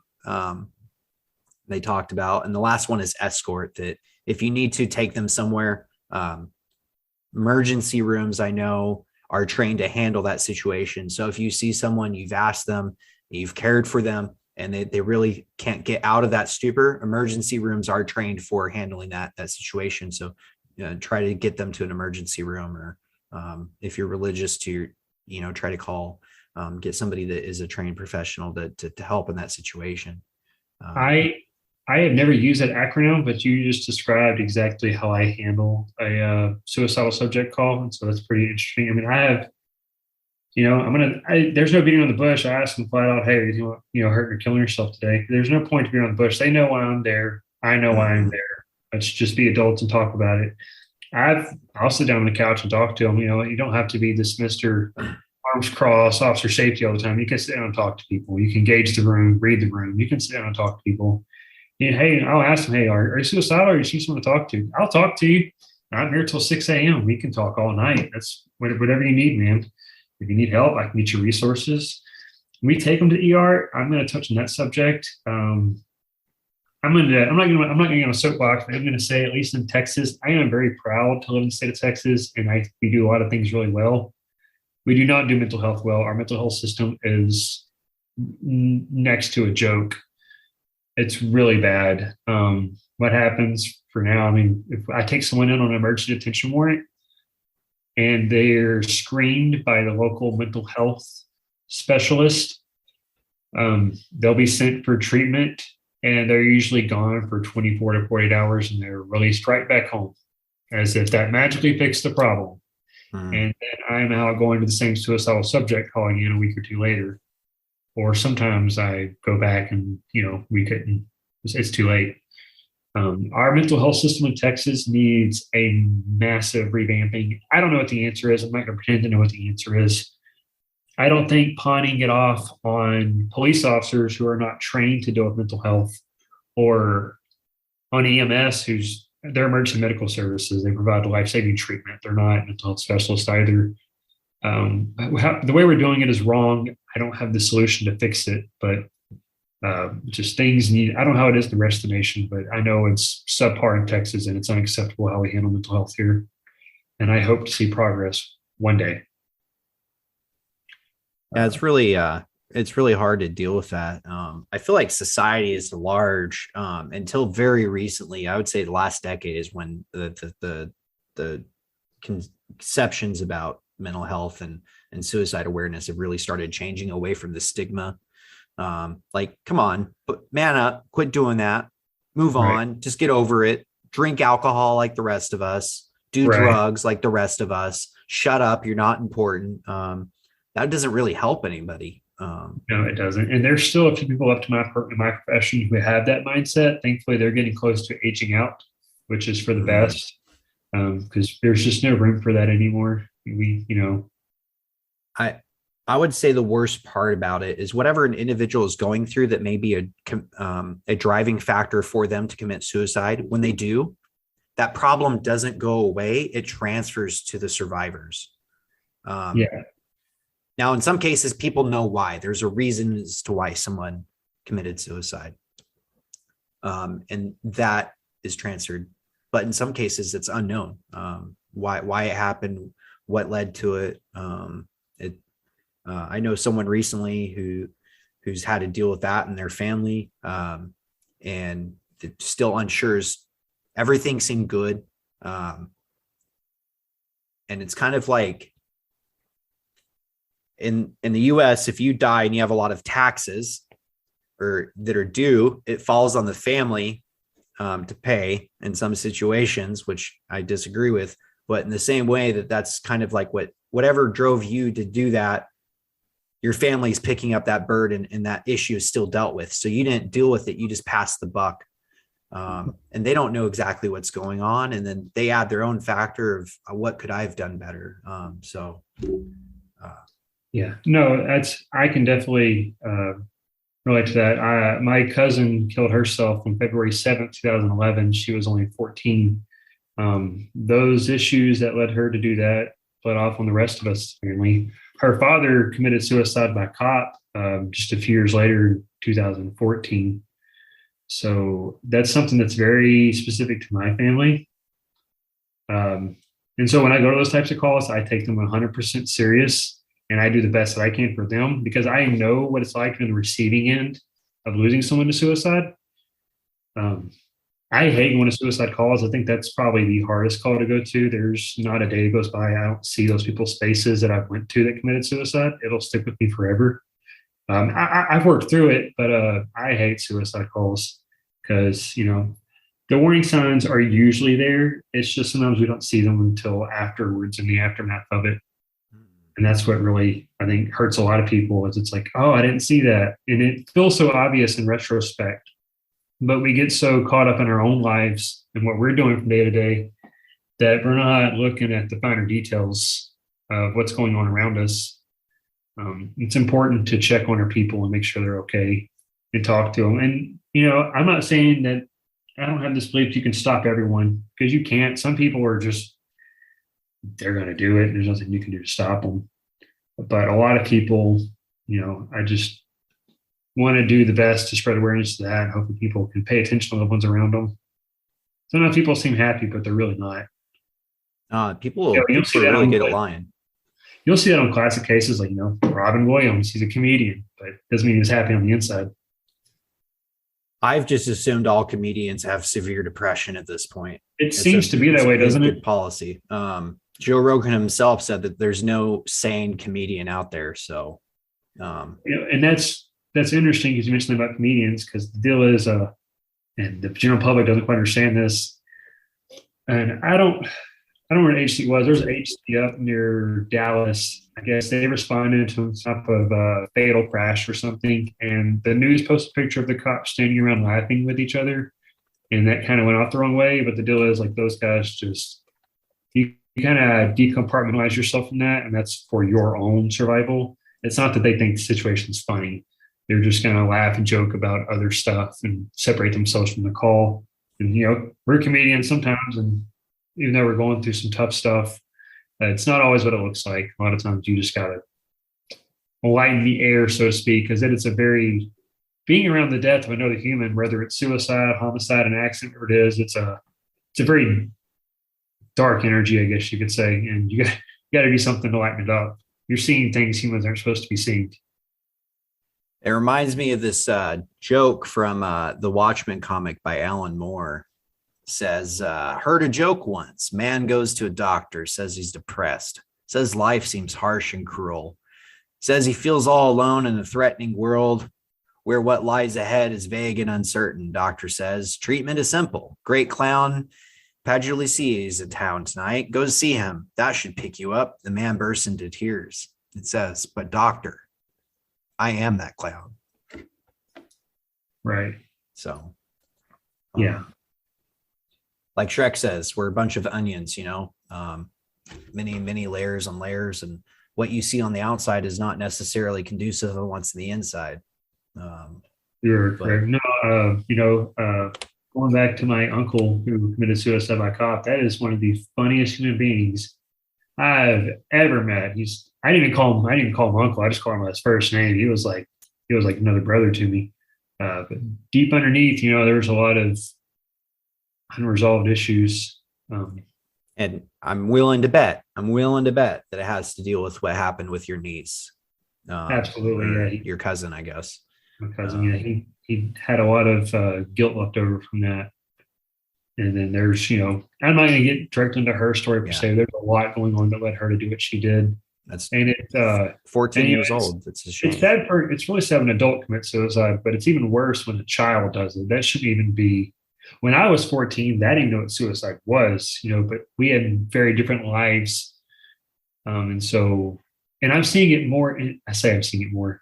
I just wasn't aware of it then, probably. Now, as a police officer, I see more suicidal people in our youth than I thought I'd ever see. It's much more common than I realized that it was.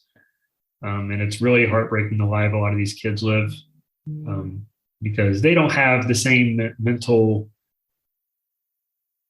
um, makeup that we do. They don't have quite the foresight to see, hey, it's like this too will pass. They don't quite grasp that concept at 13, 14, even 12 and 11.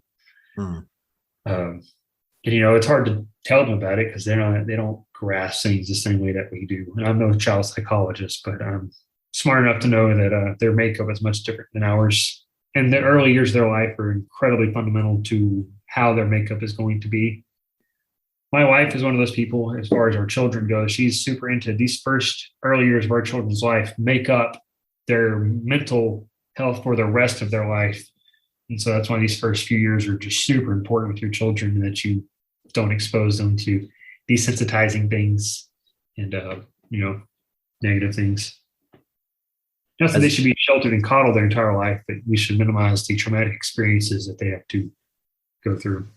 Something a lot of sociologists can agree on is the early formative years and development really is foundational to how people turn out, and how you deal with adversity is there. And I think you're doing your children a justice. I've seen you guys post about stuff you're doing and how you're supporting them in their dreams, even though they may be short-lived compared to other things or whatever they want to do. But and you're making an effort. I know something that I experienced growing up is, they just came home and worked probably the hardest shift in their life, but they were trying to be there, so I'd say law enforcement families put up with a lot of this stuff. And that's also true of military. My wife, she's definitely a hero. And, because she's my wife, who is not my mom, they're separate people. My wife is more or less, really, she's a single mom for half the month, because when my schedule works, I work 2 on 2 off, blah, blah, blah, blah. Every other weekend, it comes out to I physically work half the month. On those days that I work, I'm really not even there because I work graveyard. I work 6 p.m. to 6 a.m. So I get up at 6 a.m. and I sleep till 3 or 4 p.m. I wake up, I get dressed, I might have a quick bite, and I'm out the door. So my wife is a single mother for half the month. And, she does a really, really good job. Her job's harder than my job, and she's not getting paid to do it. My job's much easier than raising children. I think it is hard, though, if we're talking about mental health and balancing that. And other career fields may experience this. I can only speak on mine. Coming home from seeing some of these things that I see and having to switch gears, and now I'm a father and I have to act like I didn't go through any of that, because the kids don't need to know what I saw that day. It's not relevant to them. My 6-year-old's starting to ask some questions, and I'm sure I come home and my attitude probably is different than normal, and he can pick up on that. And so you have to deflect the question, but also you're not going to lie to your kids, so you have to find a way to answer it. I think that's where we're raising our children in church. I wasn't raised in church. I knew about God. I just wasn't raised in church. And I ended up straying from the church in my teenage years before meeting my wife and finally getting back on track. And so it's super important for me that our children stay on that path. And I think we can have a lot of conversations about what happens by deflecting it off on religion. Not deflecting it, I shouldn't use the word deflect, but taking the topic to religion to have the conversation. Oh, I see. If that makes sense. If I'm making sense. Yeah, you are.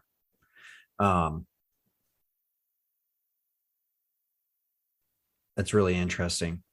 I really don't know how I would have to respond to, seeing something horrific, or something hard. And then a child asking, well, what's wrong? Yeah, it's do you tell them a half truth of I saw something really bad, but let's not talk about it? No. Yeah, it's really. I think the last critical thing I kind of experienced where he asked questions was a suicide, And I mean, you're not going to explain that to a 6-year-old. So you kind of just tell them, hey, bud, I didn't have a good day at work, but, give me a few minutes. Kind of decompress. Mhm. I feel like once they get older, you'll be able to kind of have a little bit more of an adult conversation. Like if somebody hurt themselves, I'm still processing that. Yeah, and I definitely want to make sure that I do that. I know too many people who grew up with. I know too many people who grew up and their dads fought, Desert Storm or Vietnam, and they just didn't talk about it at all. But you got to talk to somebody. It's okay to talk to your kids at an age appropriate level with age appropriate content. And I do want to make sure that I do that because once he's age appropriate, I will have some more open conversations about things that I experience and see because that's the reality. It's the world we live in, and things happen. I'm not going to shelter my kids from what happens in the world. I'm not going to expose them to the sinful, deviating things of the world to them. But I will talk to them about all my kids about, hey, look, this is the reality of what happens, and this is something I experienced today. If they ask about it, it's just that part I think will be easy. Right now, the young years, it's definitely hard to, because I don't like lying to my kids, so it's kind of hard to have that conversation and not tell the truth. Because like I said, you can't tell a 6-year-old that someone killed themselves. He doesn't understand that. No, and he doesn't need to understand, but there's no reason for him to even comprehend what that is right now. That's a difficult piece to navigate too. And I feel like that's what led that stereotype of just being closet and keep it to yourself. I feel like that was just somebody did that once and it worked for them. And over time, a lot of people, how do you get through it? Well, you just keep it to yourself. You do that. And then it spread and permeated, and that became the normative. And so the best way that I navigate stuff like that, other than I told you earlier, I learned to just compartmentalize it, put myself on it, and I do a lot of praying. I pray about a lot of what I go through, and I talk to God about it a lot. But the other part of it is and I'm sure it's like this in the military. Most of my friends are cops or firefighters or veterans because I've never been to Fallujah or Iraq or anything like that, but we can relate on a lot of some similar type experiences, and we can talk to each other. I don't have many friends outside of the career field because I have a few, but talking to them,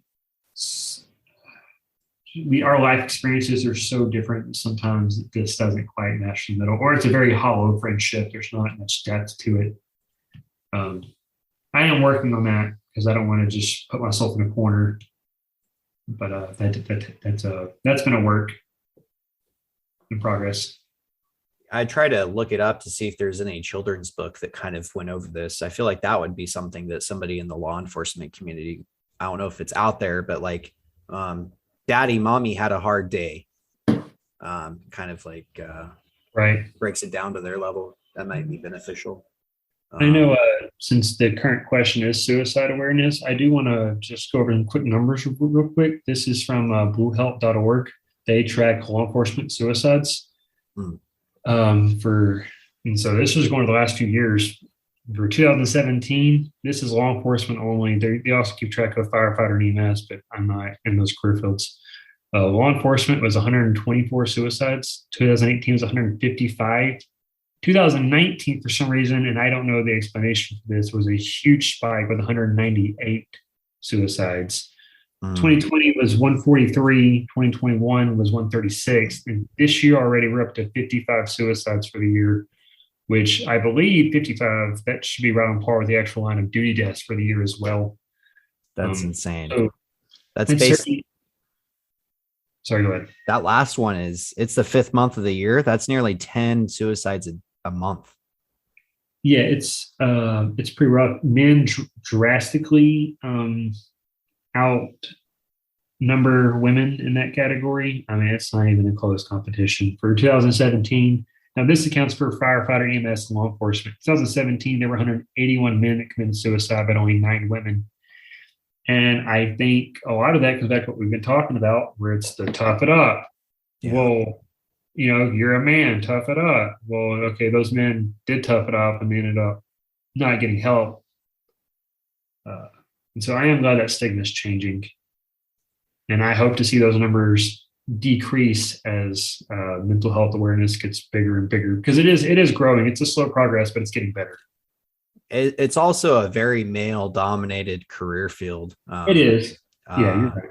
And stuff does happen. I don't want to get into details, but I know stories of things that have happened to some female officers that is just beyond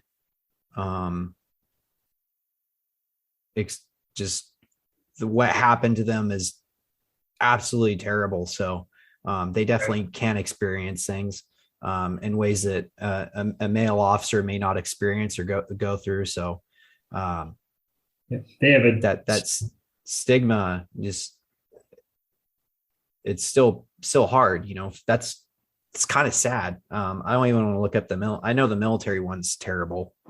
It's been really bad. I know female officers, though, I will say this one on the topic of them real quick.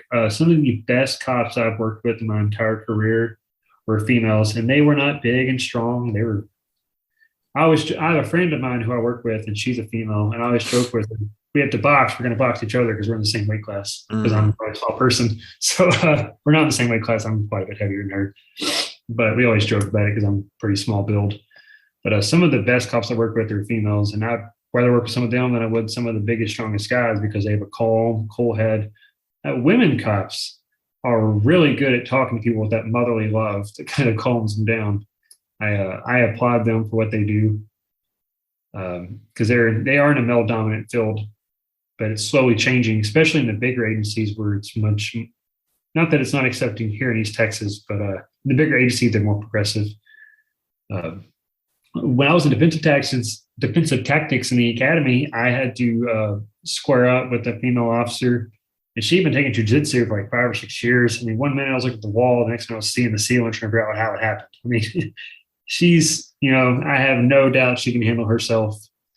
There's a lot of really top-notch female officers out there, and they deserve a big pat on the back, because I think a lot of people have a conception that they can't handle themselves, but they certainly can. There's plenty of male officers who can't handle themselves. It's not a sex-specific thing or gender-specific thing. Yeah, and even in the situation, if you did have years of experience in martial arts, like sometimes you're just outmatched by strength. Brawn is a thing. So I think I naturally sympathize with them more because I'm a smaller person, so there's a lot of times I'm physically outmatched. I might be tall, but I don't weigh much. So I'm like, hey, look, if I can do it, they can do it, because we're pretty much a similar physical build. Yeah, I haven't rolled in years, so I wouldn't even want to be into a fight or whatever, because it's a perishable skill. You got to keep doing it. Practice. Right. But I know we didn't have it on there, but do you think that the law enforcement officers that have the pleasure and opportunity to be canine handlers, do you think they handle the stressors easier because they have a compatriot, man's best friend? No, I wouldn't say so, because I've worked, a lot of the canine officers I know are some top-notch cream of the crop officers. I mean, there's a canine officer in my county.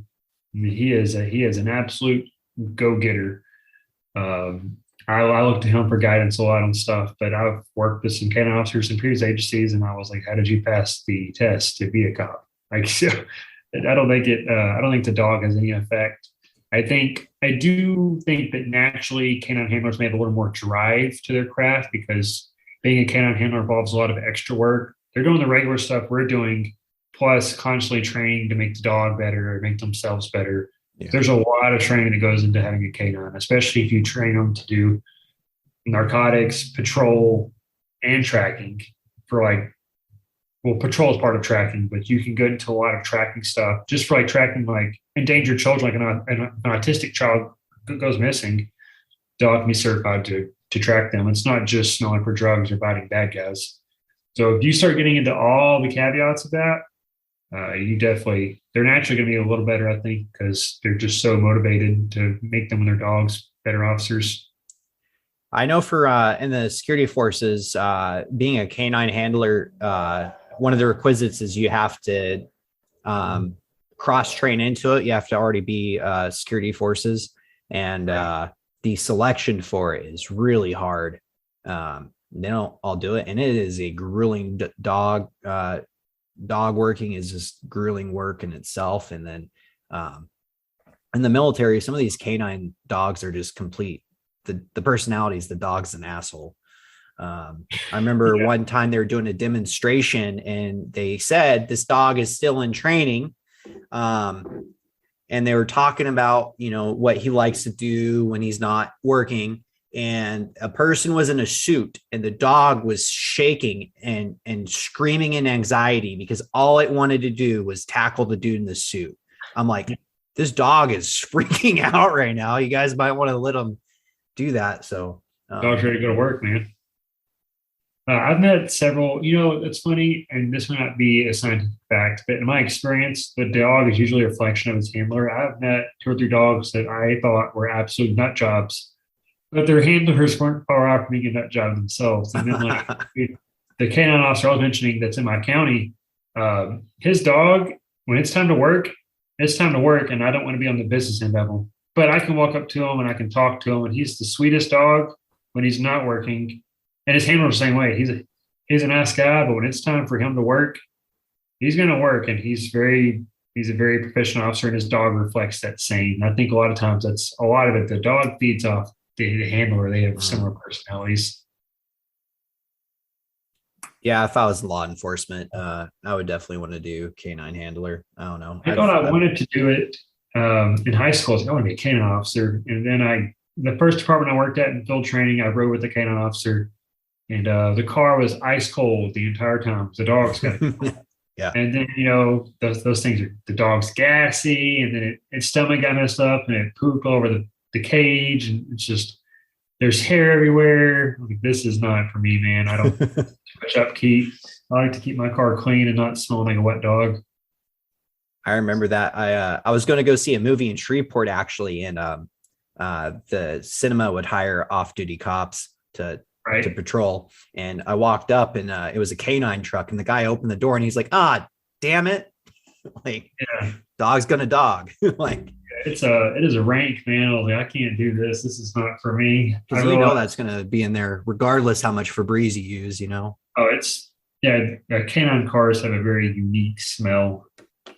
I went and buy a retired canine car from auction. That smells for life. That's interesting.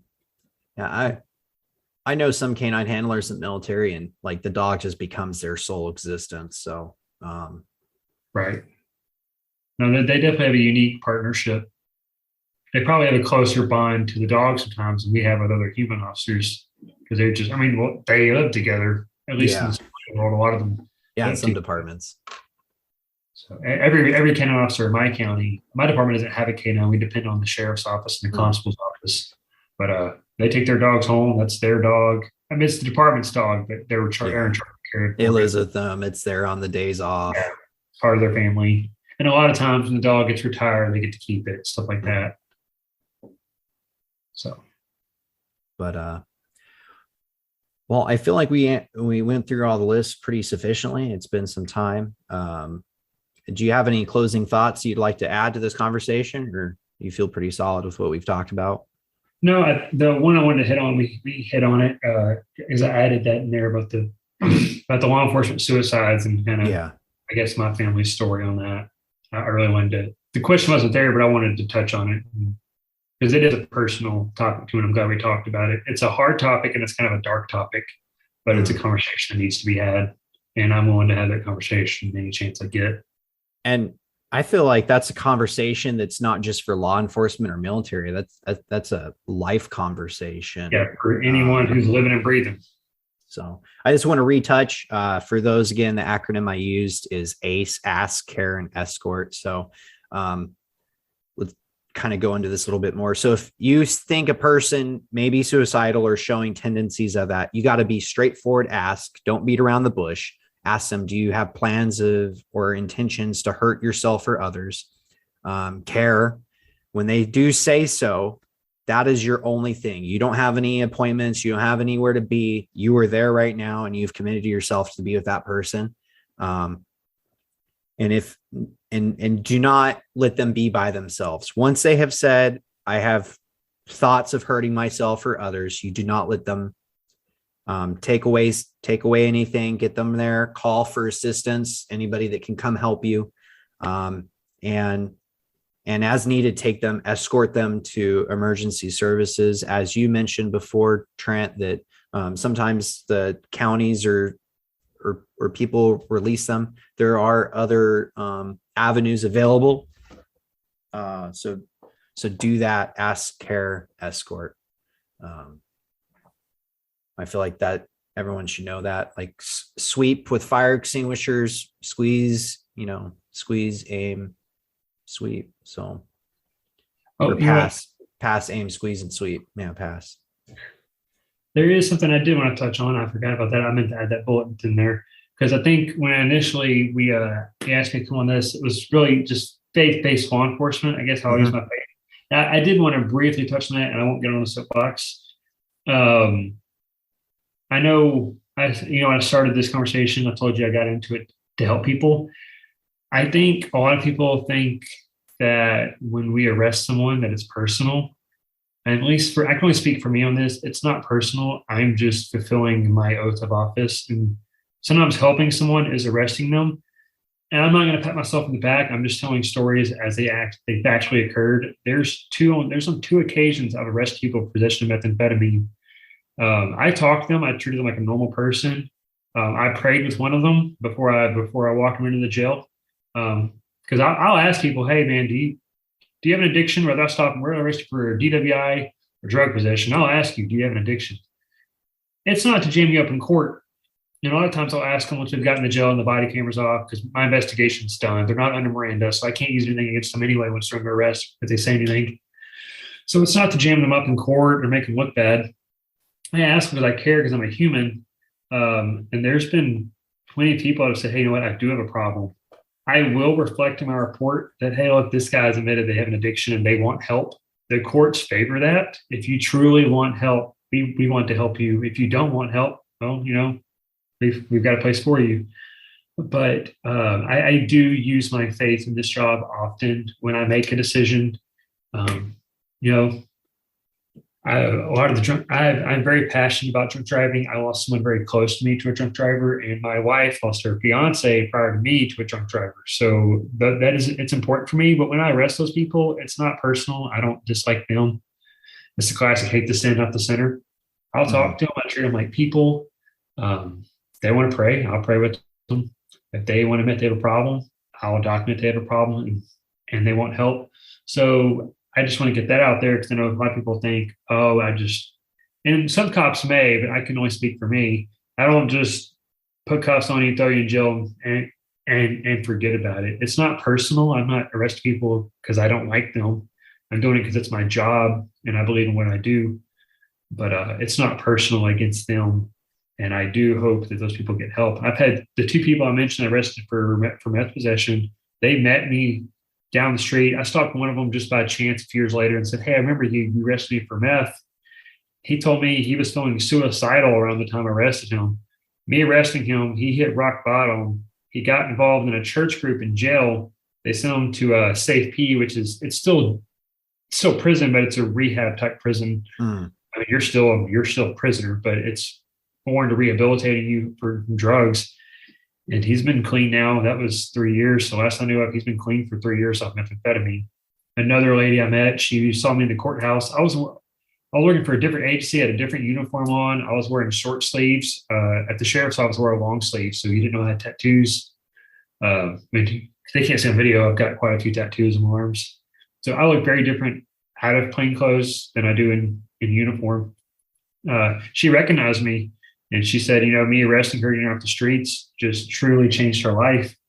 And I think that's important to talk about because a lot of people, if you want help, you want to get better, you can get better, but you have to make that reach and use a negative situation sometimes to make the best out of it because getting arrested sucks. Like I'm not going to pretend that it doesn't suck. But those people, they chose to rise above what they had. They reached out to God. They prayed about it.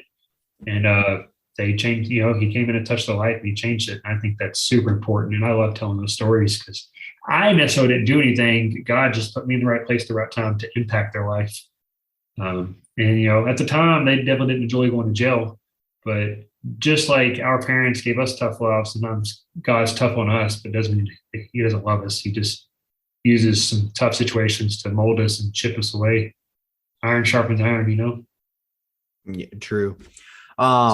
In Japan, I can't remember the name of it, but I actually plan on doing it. The idea is if you break some pottery, you don't throw it out, you repair it. And how you repair it is you use gold to put the pieces back together. And so the idea is that there's a beauty in something being broken and put back together. And so I feel like some people need to be broken before they can be put back together. And I agree. I have another friend I was trying to get on here. I hope he still wants to. He works law enforcement as a city officer in a bigger city. And he does a lot of like game and wildlife stuff too now. And I know he's had situations, and most law enforcement people I know have had situations that similar to your two stories, like you really helped them or you came across. It's definitely a hard job. People don't understand, like we're asking law enforcement officers, especially now, to be, social workers, to be caring, to be medics, to be firemen. Like there's so much pressure to do that and to be well. It's really easy for the negative side to be highlighted by 30-second newsreels, that you don't see the officer talking the guy off of the bridge because he sees them wearing a Chargers jersey and he's like, "Hey man, I didn't know you're a Chargers fan. That sucks. They lost the other day." And, the guy, completely is taken back from his thoughts. So I saw that video, and that's just some fantastic police work. That guy did an incredible job. And a lot of times that's what it takes, is just diverting the conversation and letting them know, like, I'm a human just like anyone else. I have hobbies, I have a family.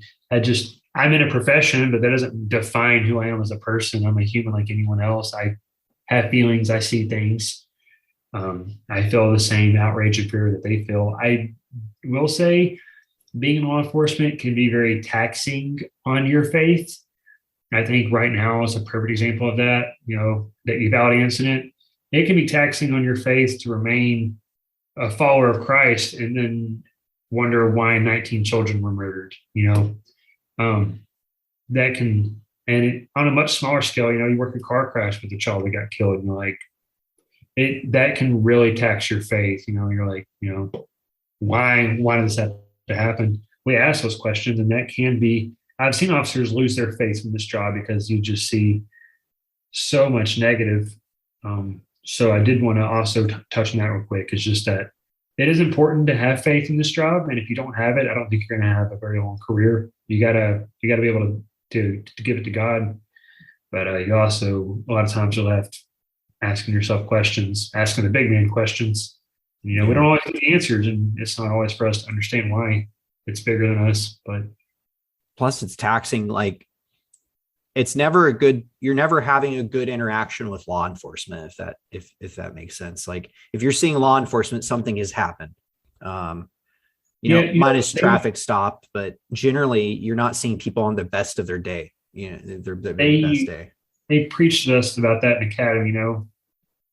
Someone called 911 because for whatever reason, to me, it may come off really minor because I've dealt with big incidents, but for them, that may be the worst day of their life. And it's important to have that sympathy and empathy with them to kind of relate to them, like, hey, look, and sometimes you have to take a step back, say, because there are times I go to call and I'm just annoyed that I'm there. And I'm like, oh, why did you call me? But for them, that situation is important and it does mean a lot to them. And I have to remind myself, I'm here to serve them. It's not an inconvenience for me to be there. This is really what I'm paid to do. And it's what I got in this job to do. You have to gut check yourself a lot, or I guess you say you have to heart check yourself a lot, make sure your heart's in the right place. That's same thing you were saying, pretty much. Just that's their worst day of their life. For me, it's just Tuesday. Yeah. So life experiences are different, and I'm thankful those people don't have to experience the same things. That's what we're here for. So we deal with it, so you don't have to. But it is taxing. And that's why having a good, strong foundation with Christ is really important. Really important. that spiritual drive too. Like, I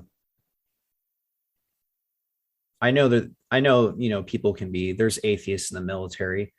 There's a joke, the atheists are in the military, but not in the foxholes. Um, My supervisor is an atheist, but he's asked some questions, and we've had some conversations about Christianity, and that's a still work in progress. And hopefully, God can use me to get through to him. So, but the fact that he took a step forward and asked me questions, because there's another officer I work with, and he is a quintessential, like, when someone thinks what a Christian should be, it's not me. I have a sailor's mouth. I fall short of God's grace a lot. And we all do, but I especially do.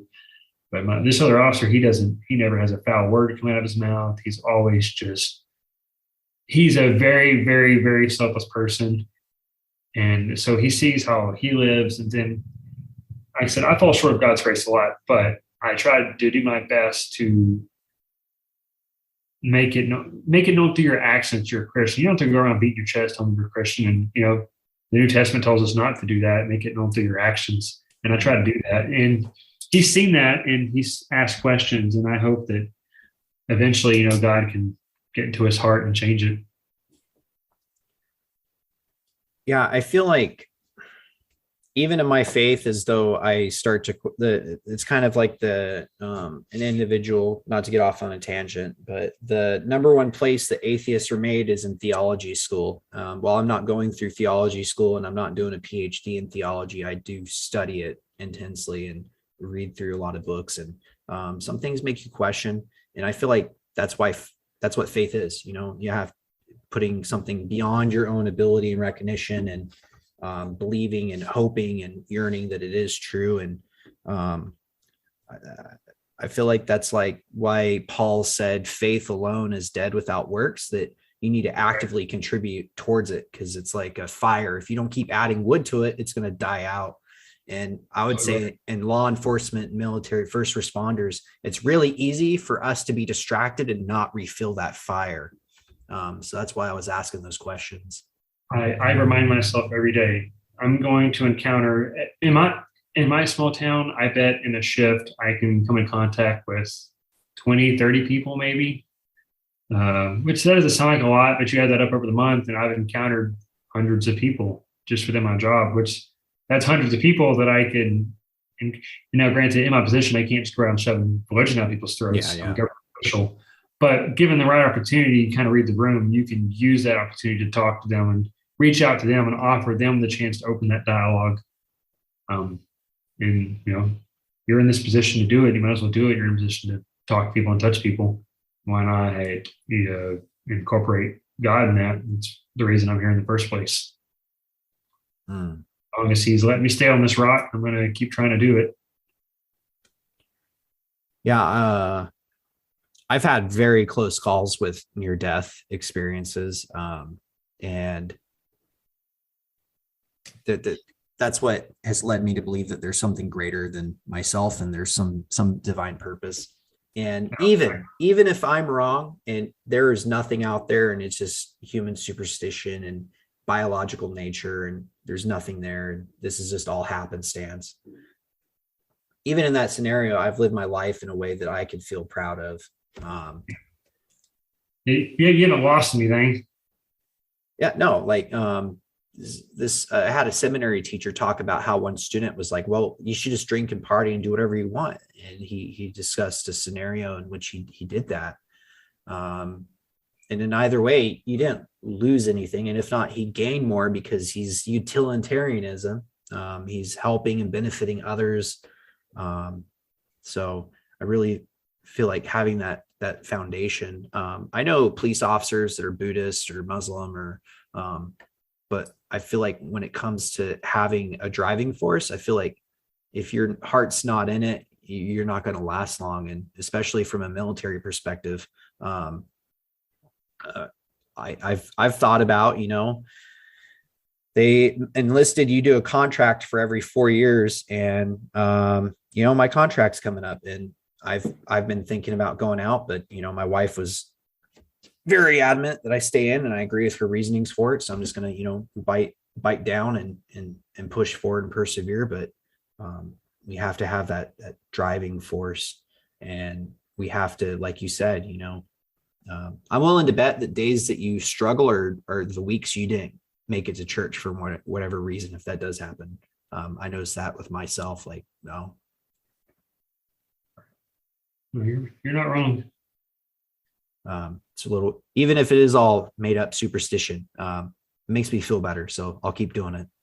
Right. I have no doubts that it's not, though. So yeah.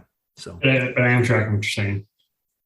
And if you want to get into the argument with atheism versus theism, they're both statistically probable because you can't prove one or the other. Right. So, which side do you want to be on? Yeah.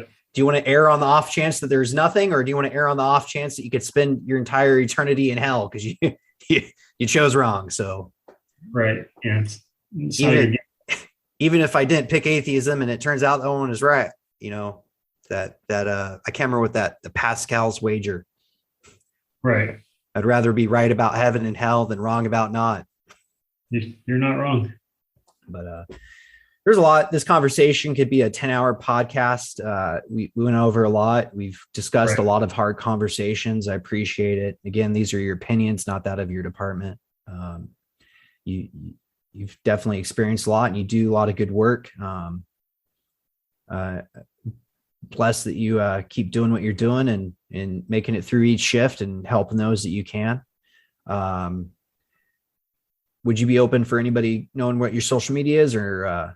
I don't have any. The only social media I have is East Texas Emergency Vehicles on Instagram. It's just photography for police and fire vehicles. Believe it or not, that's actually quite a decent hobby. I think I've got like 4,000 something followers in only a year and a half. There's a lot of. I use it as a way to interact with a lot of the younger people who want to get into law enforcement. Showing off the different cars across the state of Texas has been really fun for me. And I met a lot of other cool cops doing that, linked up with them, getting photos of their cars and stuff. As far as that, there's no real way to follow me per se. I just share contact. They're all my photos, but I follow his account, folks. They're great, excellent photos. He actually has a lot of photography skill. You also have a hobby of trying to photograph every courthouse in Texas. How's that going? Texas has 254 courthouses, or 254 counties, which is the most of any other state, logically, since we're the second largest state. Alaska doesn't have counties, they have boroughs. Mm-hmm. Makes sense because it's mostly just vast wilderness up there. It's taking a long time. I think I'm at 54 counties of the 254, so I've got 200 left. I've pretty much finished all of Northeast Texas, and I've got half the Metroplex done. It's a work in progress, and I hope the good Lord lets me live long enough to see all of it, because it's just a fun way for me to see all of Texas, because you want the desert? We got it. You want mountains? We got that too. You want the ocean? We got it. You want a forest? We got it. You want snow? We got that too. You name it. Texas has the climate. We are such an expansive state, which, I mean, fair, California has all of those as well, which is kind of interesting. I think us two states, we have every possible climate. Mm-hmm. And that's just due to our size. California's not very wide, but that sucker's pretty long, so it covers a lot of ground. But so it's a fun way to build the state. Yeah, you are a Crown Vic aficionado. I know that law enforcement love that vehicle. It's just so synonymous with the 1980s law enforcement. So it is a good looking car. It's a dying breed. It's not the fastest car anymore. Our Tahoes, they can take me to Applebee's every day, but I don't care. I have more fun driving old Crown Vic. Yeah, those are turboed or supercharged in some cases. I know the Ford Taurus, the Ford Taurus is turboed with the EcoBoost and the Crown Vic is not. It's naturally aspirated. It's got a whopping 250 horsepower and it weighs like 4,600 pounds. It's just a brick on wheels. Yeah, it's not fast. Ford made it to last, and that's what it does, and it does it well. So, but well, this has been super fun. I appreciate it. Tell your mom thanks for letting you come steal her computer for a little bit. It's been pretty dope. And until then, keep doing what you're doing. It's been good talking to you, Trent. Good chatting me on. Bye.